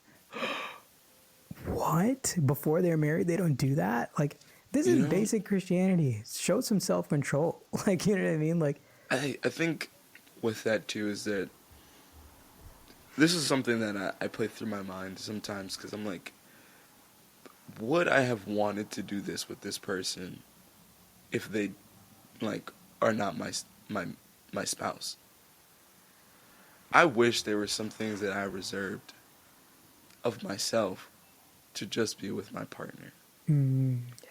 And it's like, I didn't understand why God is so adamant about this thing until we're in that position in our lives. So like, you have to understand, even though you're dating this person, and you can be at the next stage of you guys are committed to each other as boyfriend and girlfriend, hey, this still can end. You guys can still break up, and it's not worth giving all of this to this person, and you guys aren't even married. I just want to Yes, like and same thing, like when you're dating someone as a boyfriend and girlfriend, like you've made that kind of step, like you still don't have to be like fully giving all of you to this person. Yeah. Like at that point, like reserve some of that for if this is going to go all the way. Reserve some of that for when you guys are married. Like you don't need to be giving everything to them. Yeah. And I'm not talking about only physically. I'm talking about like even your heart. Yeah. Yes. Yeah. Like I'm talking about your heart. I'm talking about opening yourself fully up to this person. Oh. Like I mean, like you can be vulnerable, but like I'm not saying not to be vulnerable and share and like, build a deeper relationship. I'm not saying that. I'm saying don't fully open yourself up, because in marriage you fully open yourself up. And that's good. Reason being, right? And again, our culture has mixed up the levels of commitment. So people are dating for 9 years because they think that boyfriend and girlfriend title is almost equivalent to that marriage title. At least that's how they're treating it. Yeah. But the thing is, right, you don't, like you said, you don't need to give 100% of yourself to this person, because there's something that needs to be earned with that. And like, culture has made you want to say that, oh, I need to know everything about this person before I can make a decision to say, hey, I want to marry this person. Hey, newsflash. In order to get to know somebody, to know everything about them, you have to spend your entire life with them. Because I am 3 years married. Me and Kim were dating for 2 years prior. So now we've been together for 5 years. And guess what? I still don't know everything about her. There's weeks where I'm like, oh my gosh, I didn't even know that happened to you. I didn't know you went through this. Because there's 20 years, 20 plus years of life that I was not a part of. That it's probably going to take the next 20 years for us to unpack all of that stuff that she had already been through growing up. So then, at least I'll be here to chronicle the next 20 years with her. You know what I mean? So don't put that pressure on yourself that, hey, I Yeah. need to know every little thing about my partner before I can even make a decision to want to be with them. With that being said, yes, open up. Yes, share. But also, if you know, hey, if I let this person into that place and if this goes wrong or something happens or things change, this is going to rip me in half. Hey, you might not need to open that door because there's so many other qualities about you that could help somebody decide and make decisions with themselves that, I want to be committed to this person. Yeah, and also too, if you find yourself in relationships, like for example, I was dating someone a while, like way before I met Rebecca. I was dating someone, and I realized that like she wasn't really, she wasn't even being a little bit open, and I was just like, we went on like 2 dates or something, Right. like 2 dates. First date was kind of cool. Second date, like I just realized it just wasn't like I'm being open, but you're not, and you have Yeah. reservations. And I was like, hey, like it seems like you're not being fully open, and this is not okay for you. Like, so I just want to like let you know you can. It's fine, like because I don't want to subject myself, nor do I want to subject yourself to it. So I give you an off ramp, and she told me like, no, yeah, it's not going right. I think it's just we're probably not supposed to be with each other. I'm like, all right, great, fine, cool. I was okay. So like maybe if you're finding yourself being really guarded, there may be some things you need to work out, and so maybe you shouldn't be in a relationship, Oh, and that's okay. yeah. And that's okay. Work Right. it out. Don't be bleeding on other people when you got to Yeah. heal from stuff. If you've got open wounds, don't go into a relationship with that. Heal a bit. You know what I mean? Get them healed up, and then be in a relationship. Yeah. Trust is super important. There's something I wanted to bring up as well. Like if we go into the next, I guess like there's another Yeah. question, right? About whether or not, how do you know if this person Yes. is like the one you want to marry? Yeah. That's And then actually like when do you exactly. know like to Yes. propose? So that's a really good question, because I would hate it. Oh my God, I would hate it so much when people say, well, you'll know when you know. I would hate that. Oh my God. I would hate that so It's much. not useful. No, it's not. It doesn't give me data. Right. Also, to the previous point, real quick, before we go into that, like you were talking about, like, like fully opening yourself up and giving people data to make decisions about you and that kind of Yeah. thing. That you don't know everything about God, No. and yet you believe in Him as your Lord and Savior if you're a Christian, Right. and if you've been baptized, and if you've asked Him to be your Lord and Savior, and if you've accepted that. So there is a level of faith and trust you need to put in the Lord, because if the Lord put this person in your life, and you choose the Lord the same way, you can put a little bit of faith into like, okay, this might be good, given that all of the previous stuff we talked about is in line. Like, Yeah. given that their character is in line, your leadership thinks it's great. There's no big red flags. They're not abusive. Like, you know what I mean? Like, there's like, Right. given that all these obvious things that can be big red flags are not in place, then yeah, like you can be like, okay, well, all of the things that we've been through in the last couple of months is really great. Like I knew, okay, now guys, now this is a thing that me and Rebecca talked about before. Guys often fall real fast before women do. like guys often know like, oh snap, like this one could like is the one. 2 months go in, I there. was like, I'm probably gonna marry this girl. Like 2 months in, 2 months in, I knew that, That's the same, but bro. I never told her. I Right. never told her. Never told her. I was like, Right. no, I'm not putting that pressure on her. Right. And you know, if it is the Lord and if it is His will for us, then it'll happen. I'm just going to continue the way that I think is safe for her, and I'm thinking about her through this relationship. I know where I'm at. I got to make sure I know where she's at. And if we're in the same place, then we're in the same place. We'll end up being married together. And so we were dating for about. So I knew that like, man, she's a good pick. Like I knew that early on, but I still had to test through the whole time. So I think we were dating for maybe a year. Yeah, it was like just under a year. Yeah. Your conversations start to shift. You know, and you notice like we're planning things out really far in advance. Like, you know, like we're like talking about vision for future and like we're just in natural conversation, not like we're talking about these things, you know. Now I still about like a year in, we still hadn't talked much about like past sexual experiences. Actually, we were starting to get into those because because we kind of noticed there was like a next level that we're about to go into. So, and at this point, I led in that as well. I led in that conversation, and she would let me know like, "Hey, it's not the right time now." Like, you know what I mean? And we would only go to a certain depth. We didn't go super deep because we waited for marriage counseling for the super deep stuff.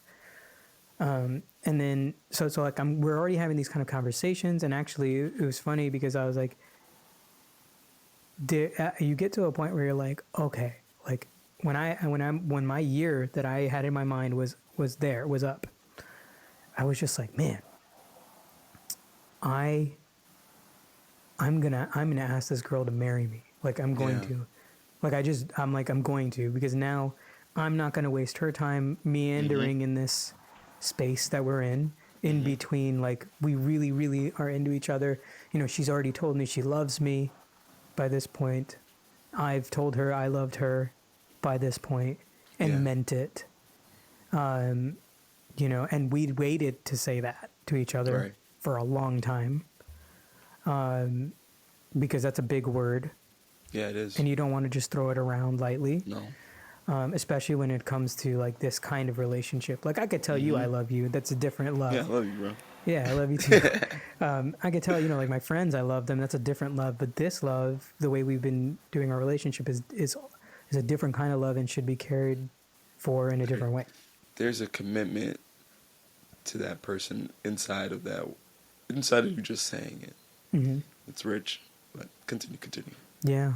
And you know, like I had been so intentional. I only opened her doors. You know what I mean? Like I was like intentional in our whole relationship. I'm like, I want to open her doors forever. Like, you know what I mean? Like that's what you know, and you kind of like get in this space in your head where you're not like ruminating on it or going in this cycle of thought. But this is how you know, you're like, man, like I really think I can do, like, I want to spend the rest of my life with this person. And this takes a lot of like, it's not like the Lord will just tell you or whatever. Like this takes like reflection. You go into the Lord, you ask the Lord about it, and you have to reflect about it, which is why your whole dating relationship should be evaluation. Yeah. Because you're evaluating for that decision. You should have been evaluating and thinking about this for like a whole year. And by this time, about a year in, we had like really great things, really hard things we're going to have to work through in marriage. And the things that I just kind of like knew were like, we're probably gonna have to work through, but also the things that were really great outweighed things that we had to work through. Like, you know what I mean? It just outweighed it. And the trust that we have for each other gave me the confidence that we'd be able to work through it without her tearing me down or without me tearing her down. Wow. With the way that we're the way that we had our conversations as dating and like the trust that we built when we were dating. And this is why we did things slow. And this is why we always did things with clarity and with intention. This is why. So now now I have like real data to be like, my heart is safe with this person. My life is going to be safe with this person. like from a guy's perspective. My Yeah. heart's going to be safe with this woman. My life is going to be safe. I can trust her to be in my corner. You know, like I can go to battle with this woman. Like, you know what I mean? Like That's good. we're going to be okay together. And I'm personally in a place where I can provide for her. Like the Lord ultimately is her provider. Yeah. Even when you're married, the Lord is her provider, right? And for me, I was like, the Lord has blessed me enough to be able to take care of her. That's You good. know what I mean? Or the Lord has put me. I've been working hard on the thing the Lord called me to, and I'm seeing the fruit of that in my life, and I can actually take this step. Financially, I can take this step. Yeah, yeah. You know what I mean? Like my life is set up in a way where I can take this step, and it'll be okay. We can do this practically. Like, you know what I mean? Yeah. So you have to be thinking about that stuff too. And then it's really at that point when all of those things line up, it really is like, okay, now I'm going to take a leap of faith. Like she could still say no. Yeah. And I still have to be okay with that. If she said no, would you stick around? If she said no, I would have to heal through that. Like, cause like now Yeah. at this point, it's like, that's deep. Yeah, that's deeper. Like now, if Yeah. you ask someone to, which is why you shouldn't do it so quick. No. Like, you know what I mean? Don't let yourself fall and don't be so open. Guard your heart. But that's why you man. shouldn't do it so quick, because a no at that point is tough. It's actually kind of funny. She texted me once and she was like, "Are you gonna propose to me or what?" Like she was like mad. Yeah, because like at that point, like you both know, like, hey, like this is like we're gonna go there. Yeah.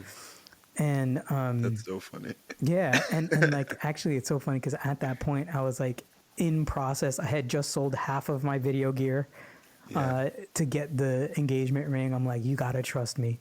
I not given you reasons to trust me? You just gotta trust me. Yeah. Like, because at that point I'm like, I can't say what I'm about to do, but like, you just have to. I need just you to be trust patient. me. So, but by this point I'd already given her so many reasons to trust me Yeah. in our dating. So how do you know? Like, you know, you should have been evaluating the whole dating relationship, your leadership, and people that are really important that can weigh into your life should be like on board. People around you, like even now at your friends, if you think about the Song of Solomon, right? The people around them were really excited about them They were being extremely together. excited. Yeah. Yeah. So like now it's like, oh, our relationship is affecting the people around us in a positive Yeah. way. So us being together is better than us being apart. Right. So, you know what I mean? Like you're not like creating a crazy wake in your, or crazy like bad stuff in your wake when you guys come through a room. Yeah. No, Your people. relationship should not be a vacuum. Yeah, exactly. Exactly. There should be fruit that everybody can like look at and see. And also some people can glean from Yeah. your You relationship. know, it's so I'm glad you answered it in this way, because I think a lot of people, like, we can spiritualize this a lot as well. I mean, this is the way I view my life. Everything is spiritual because God orders my steps and He controls the outcome. He works these things for good for me. Whether I like it, the outcome or not, it was worked for good because God did it. But with this, there's so many teachings on, oh, you need to pray for confirmation. You need to pray for this. You need so and so, a list of things that, oh, God will show you. And that's how you know that this person is your partner. And for me, I prayed a lot. Yeah. And I would say in ways I've got things that were like confirmation, or like somebody might have spoke to me right after or shortly after I was praying. And I felt like, oh, that was like pretty on time to like what I was asking the Lord about my relationship. But I didn't have a confidence 100%. And it wasn't until I woke up one morning and I did feel like the Lord told me to buy the ring. And this was like in December, the year prior before we got married. But then once I received the ring, I went through it, in, like similar to you, in a whole year. I went a whole year before I was like, okay, now I know. Like, I'm actually serious at this place where, like, I could marry this girl. I need to do a full evaluation. I need to ask people. I need to go talk to other married couples. I need to kind of get like these ideas of what should I be looking for, that what in a wife.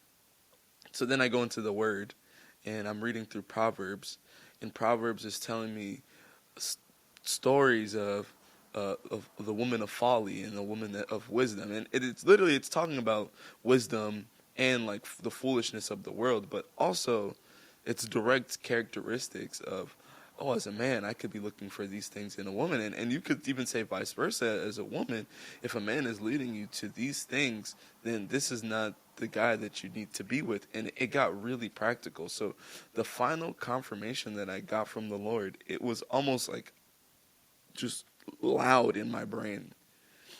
Like, I was like, Lord, are you sure? Like, is this like really what I'm supposed to do? And I'm telling you, it was loud. It's like, I've shown you what you need to know. You've read what you need to read. You get to choose who your wife Yes. is. And that was like, oh, duh, I get to choose. He's giving me the choice to choose my wife. So whether or not I had come to a full evaluation of all these things, and I've had these confirmations of so and so and so, in the end of the day, if I wasn't like, this woman is my wife, then she would not be my wife. If I wasn't like, this is the one I'm going to propose to, then I wouldn't even be an opportunity for that to happen. And who knows, maybe like that, we don't know what could happen. But what that does is if we want to go and speak about it biblically as well, it literally only happens 2 times, and we could say 3 if we count Adam and Eve, where God is like, clearly like, oh, this woman here is for you. There's Hosea. In Hosea, God is telling Hosea, hey, I need you to go marry this prostitute. And he is making an example in that point with Hosea, to say that, this is a God who's after his people no matter where they're at. But the only other time is Joseph with Mary. That's literally the only other time where God is like, here, he sent an angel with the message like, hey, Joseph, you need to marry her, like, now.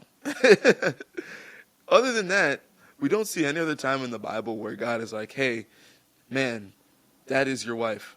If that was the formula for people to get married, I'm 100% sure the divorce rate would be 0%, because everybody would know exactly who they were supposed to be with for their entire life. But the reality is, God has left this one of these things for us to gather wisdom and knowledge about what it is that we should be looking for. In Proverbs 19, it says, desire without knowledge is no good. So you can have this desire to want to be with this person and want to have a partner, but if you didn't do any research, if you didn't gather knowledge on this person, if you didn't, again, spend time to get to know their character and see who they are, guess what? What it says in the next verse after that, your feet are moving hastily, and that is not good. God doesn't like it when we move too quick either. So that's kind of like why I was saying it's really good that you're saying, okay, gather the data. Get to know this person, make rational, practical decisions, set boundaries in place, because there's something healthy about it. And I mean, it's really what God would want you to do. Yeah, that's my... Bro, you are cooking. That's so good. Yeah, I'm saying, dude, like, that's the thing. Like, people, God could probably tell you if he wanted to. He could. He could if he wanted to. There's so many testimonies. Like, aside from obviously what we read in the Word, yes, there's the body of Christ. There's the whole history, of church history. And I'm sure you could probably meet somebody today where they're like, yo, the Lord showed me that this person was my husband. So it's not that it doesn't happen, but I'm saying to everybody, don't let exceptions to the rule be the rule. It can happen. Doesn't mean it happens all the time. And God has another way of you to find that person. Yeah, and more often than not, look, you're either way, even if the Lord told you, you should still test every word and Yep. you should still find out. Like, because the Lord will confirm for you the Mm-hmm. thing he told you. Like, he's a good father. He cares about his daughters and he cares about his sons. He's Yep. not going to give you, if the Lord wanted, if you ask for bread, he's not going to give you like, a snake. Like, he's not like Right. that. Right. Right. So that's the thing. And I think for me, like once I, like I just knew that like Rebecca was my wife, like because of all the things and all the data that we had. And the Lord, if you have to choose to follow Jesus, why would he tell you, like, why would he not give you the choice to pick your wife or pick your husband? Yeah. Picking Jesus as your Lord and Savior is way more important than picking who your wife is. Mm-hmm. So if he gives you the choice to follow him, Mm-hmm. why would he force you to To marry marry someone? someone.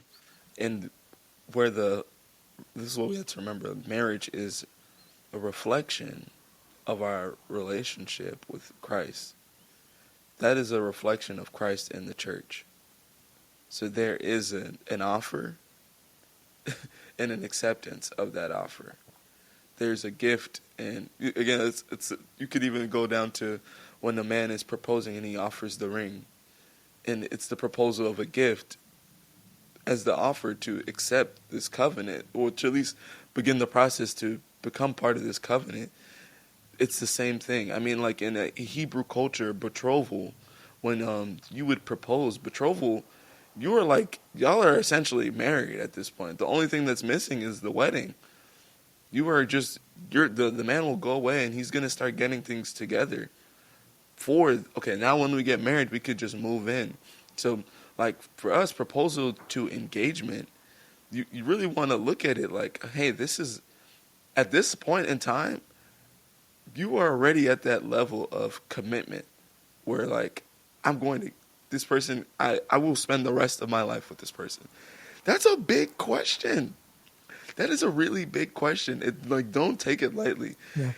When you're dating them, you already in your mind you're evaluating to get to that place where you can make the decision of I will spend the rest of my life with this person until death do us part, sickness and health. Even when they annoy me, I still like them. Like, Yeah, here's the thing too. You were talking about choosing, right? You get to choose your wife. yeah, You in marriage, you still have to choose your wife every day. every single day. You have to You, choose them. bro. Okay, so back to singleness. You think the temptations that you dealt with when you were single just disappear now that you're in a marriage? No. If you had a lust problem when you were single, you're going to have a lust problem when you're married. Hey, me and Kim, we stopped having sex. Guess what? I was still having the issue of watching porn. So, although we were having a celibate dating relationship, that the Lord had restructured our relationship, broke it, and we were able to come back together. Um, I was still living in like a sinful way. I was still indulging in sexual sin. So when it came time for us in marriage, right? I thought, okay, well now that we're gonna have sex and be able to do stuff, oh, it shouldn't be an issue. But guess what? Even when we did, I would still find myself back with the same issue again. Why? I didn't think that, once we had sex, that tomorrow morning that I'm going to want to watch porn again. No, guess what? If you never dealt with the problem in the first place, it's still there. Yeah. You had to go through the process of actually working that thing out of you. And what this ended up doing was it ended up causing problems with us in our relationship around sex. Like, not only because we had opened the door prior, we had expectations of what things could be like within marriage. Hey, it's funny. When you were doing stuff in sin, the devil was co-signing it with you. So you're not facing opposition. You're not facing that resistance to do what your flesh wants to do. But suddenly, when we're in a relationship, in covenant with God, all of a sudden there's all this resistance around us coming together. What was easy before is now difficult. We had issues to get into intimacy, but it was because, oh, hey, I was having trouble because I had literally bullied myself essentially to be like, hey, you're wrong for feeling this way. While we were celibate, while we were trying to be celibate, it's like I was bullying myself. Like, no, you should not be feeling this way. That's why I was saying it's good that you're saying to people, hey, it's okay that you have those feelings. It is okay. You're a man. Like, it's natural. But I'm saying to myself, no, I can't experience this because it's lust. I can't. I don't want to look at her. I don't want to look at any woman this way. So when we got into marriage, I started to feel bad, even when I was just wanting to just be intimate with my wife in that way. And then for her, she had to kind of like shut that down. Like we can't. It just can't happen. So now that we can, because we had gone through this process backwards, we're dealing with recovery instead of going into intimacy. So, you know, that's touching on two things. It's giving into your temptations and you don't reconcile them with yourself and care and like, actually take care of your purity beforehand is going to affect your marriage. And then opening the door before it's time is also going to affect your marriage. Yeah. Yeah, man, the intimacy thing is like, I feel like we can do a whole nother conversation. Yes, we could. But like, you just spit like so many bars there. Like that's real. That's real.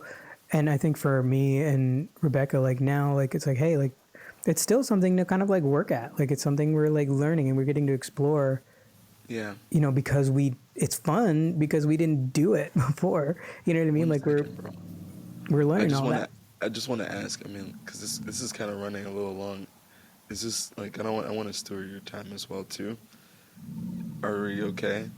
Yeah, I mean, we probably could land the plane here in a little bit, but I'm just saying, like, real quick, just to kind of like speak to that point. Yeah, the intimacy thing, like, that is something that you'll work out in marriage. That is something that by this point, you'll have trust and confidence, in your marriage because you've built that. If you do it the way, like that we decided to do it, like, I can't tell you how much. Like, I can't tell you how much I trust Rebecca. It's like so much, like, Yeah. and even if we do fight or have like arguments and stuff, they never blow up into a place because we're like, hey, no, like I actually love you, and like I'm not gonna fight you.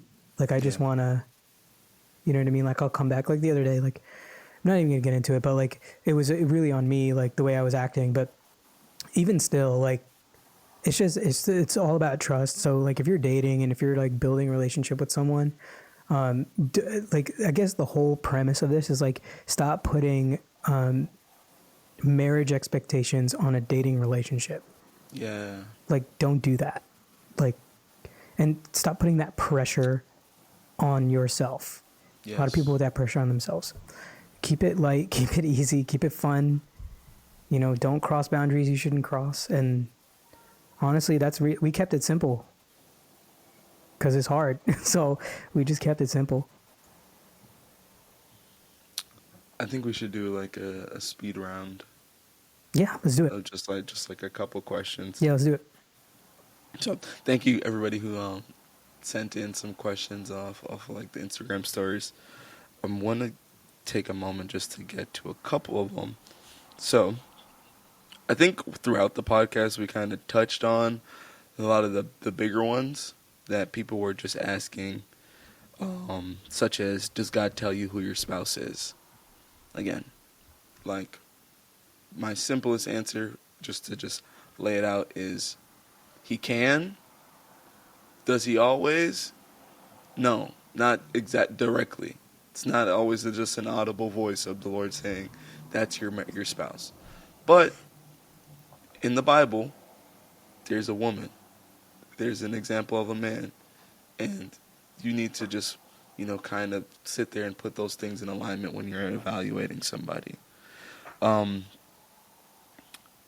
We talked about accountability. And I think we opened up about knowing when we should go deeper and open up to somebody. So, let me see. What should I do? Okay. I mean, this is just it's a tough question. It says, "What should I do if I find myself lusting or partaking in sexual activities with my Christian date?" Well, you should get up, Yeah. run, Yeah. run. That because the Bible says flee from sexual immorality. It doesn't say fight Yep. it, flee. So Get out of so there. yeah, get out of there. Stop the relationship. Like stop. Like you should stop, and then also replace that time that you're doing that stuff with something productive, like something else. Yes. Okay. Um, I think this kind of answers itself. It says, "How fast should I run away, knowing I'm unequally yoked with the person I'm dating?" And well, yeah, I feel like you kind of answered your question. Yeah, like here's the thing. Like if you're unequally yoked, that's where that whole off ramp thing comes in. Yeah. Like you can give yourself an off ramp too. Like, hey, like I don't feel like this is gonna work out, so I think we should stop. Like that's the whole thing about communication in your dating. So that's what I would say. Yeah. You want to open it up to, because I think even with we say that and we look at unequally yoked only in the spiritual aspects, but there's other things in your life as well. You know, it could be the way that you manage your finances, or like you take care of your body, or things that like are important to you that are just not of value to that person, that you might want to also factor in within your decision of like, oh, should we continue to do this or not. um Let me see, what's another one. How do you know a guy is into you and wanting to pursue you? Mm. So for me, I mean, what I would say, but now, I mean, you kind of gave me some different insight, because, like, I don't know how I would have went about it. I feel like me as a guy, like, if I was to pursue somebody, I'm pretty clear about where I'm at. Like, hey, you know, I think you're interesting, so and so, and I would like to see if this could go somewhere. I'm pretty clear about that stuff. And then, like, same thing of, I think a guy who knows if he wants to get married, it's clear in his values at the beginning of your relationship with this person. But I don't know, maybe you have something else to say. No, I would say the same thing. I feel like guys aren't that subtle. No. Even when they, yeah, even when you think, like, even when guys think they're being subtle, they're not. So it's just kind of like pay attention to the way that they're talking to you. And you can tell when it's lust and when it's not. Hmm. Let me see. Let me see if I can get another one real quick. Also, real quick, I just want to say, like, if he says something and his actions show otherwise, he's not right. Mm. Let's not open it up, but I just want to say Nope. that. No. Yeah. Okay. Do guys want girls to shoot their shots? If so, why? Hmm. I mean, look, the world may say, "Oh, it's fine," but like honestly, guys are supposed to be pursuing women. Like that's just Yep. biblical. So guys should be pursuing, and if a guy is asking that question, stop, stop being No. a wimp. It's okay. It's a girl. But I will say this. Um, in the book Song of Solomon's, right? Solomon's lady, which was, I mean, his first wife, which should have been his only wife, but that's neither here nor there. Um, she saw Solomon before he saw her, and she took interested in him. So she never pursued him, but she did put herself in a position to run into him. So it was kind of like she knew that Solomon was taking the goats out in the field at a set time of day, and just one day she just so happened to be out in the field at the same time as Solomon. But from there, it's now, does this guy pursue her? She wasn't like chasing after him. That's not for you to do. Now it's like, okay. Also, if a guy sees you and there's no inclination to come after you, he's not interested. And I think you ladies understand the same thing. If you look at a guy and there's like absolutely nothing going on for you, you're not interested. So it's the same thing. Um, and most men know that, hey, if I want to be with this girl, I gotta go get her. Otherwise, it's just not even a possibility. And I think we can end with this one, just because it's sweet. It's not exactly a dating question, but it says, "How have you grown in your relationship with God, and how have y'all helped each other grow?" Well, I've learned a whole new way to sacrifice. Mm, So it's like a different level of sacrifice, right? Like in marriage, it says, "Husbands, love your wives like Christ loved the church." So I'm learning a deeper level of sacrifice every day, which is actually making me trust the Lord. So I'm like, Lord, I don't know how to yeah, do this. This is your daughter. yeah, Like I don't know how to be a husband. Teach me how to be a husband. Like I'm learning that level and a deeper level of intimacy. And being with Rebecca taught me something really, really, really sweet.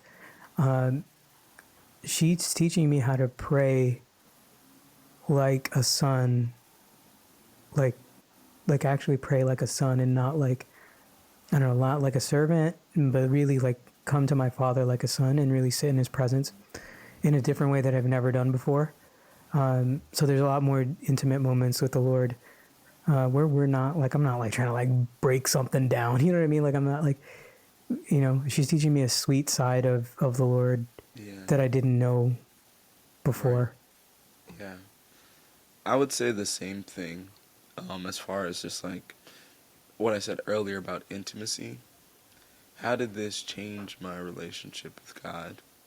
Um, I get why when he says that, like, he's our head, and what that looks like to always have grace for somebody.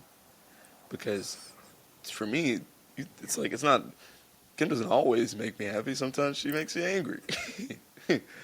But I love her regardless. No matter what, I will be there for her. I will support her.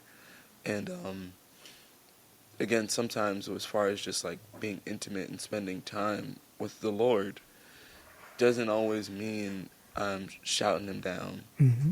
and I'm playing my guitar, or I'm singing a song, or it doesn't have to be something extravagant. Sometimes it's literally just sitting with him and reading a book, his book.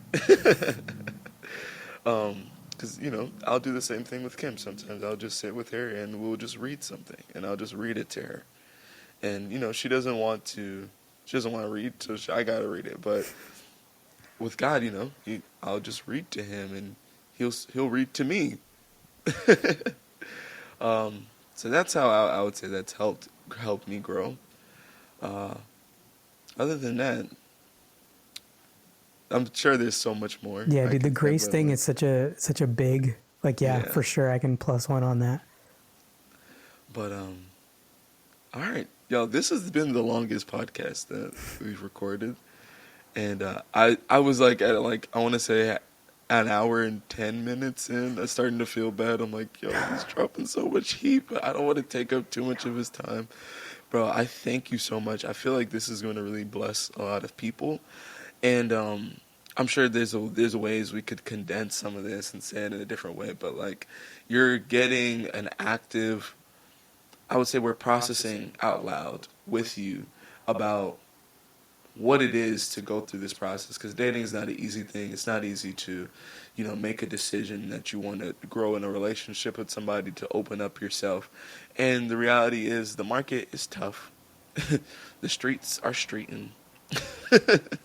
Like it can be a difficult thing, but I hope what this does is it gives you some framework. It gives you some things to think about and reflect on yourself before you even step out into that.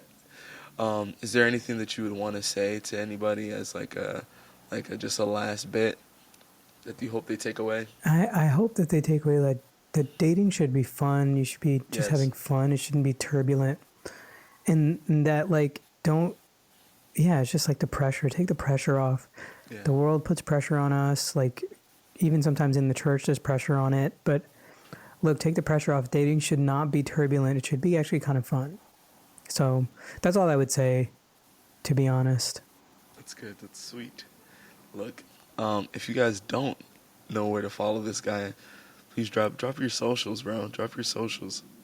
Oh yeah, I mean like everywhere it's Kirk M Peter. You can find me YouTube, Instagram. I do have a TikTok as well. Don't post on there as much as I should, but just Kirk M Peter everywhere. Please follow him. Just go show some love on his page. And also new Um, music will be coming out under that name too. But hey, hold on, bro. We gotta write some stuff. I continue to start writing on what we was coming up with the other day, so we're locking. But all right. With that being said, I thank you guys for watching. If you've enjoyed so far, please leave a like, comment, share, and subscribe. If you would like to support the Get Up Podcast in any kind of way, you can give to us on Cash App at $, the Get Up Podcast, and on Venmo at the Get Up Podcast. You could follow us anywhere, again, TikTok, Instagram. It's just at the Get Up Pod. Same thing on YouTube. If you're seeing this on YouTube, just leave a like. Maybe you're one of our Spotify listeners or Apple podcast listeners. Please just leave a rate of 5 stars. And I mean, that's pretty much all I got. I feel like this was really rich.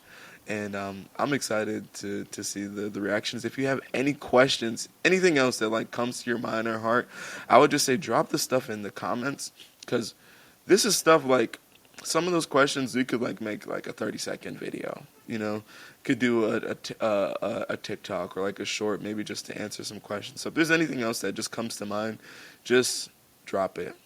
And that's all I got to say. I love y'all. We say peace on 3. So it's 1, 2, 3. Peace.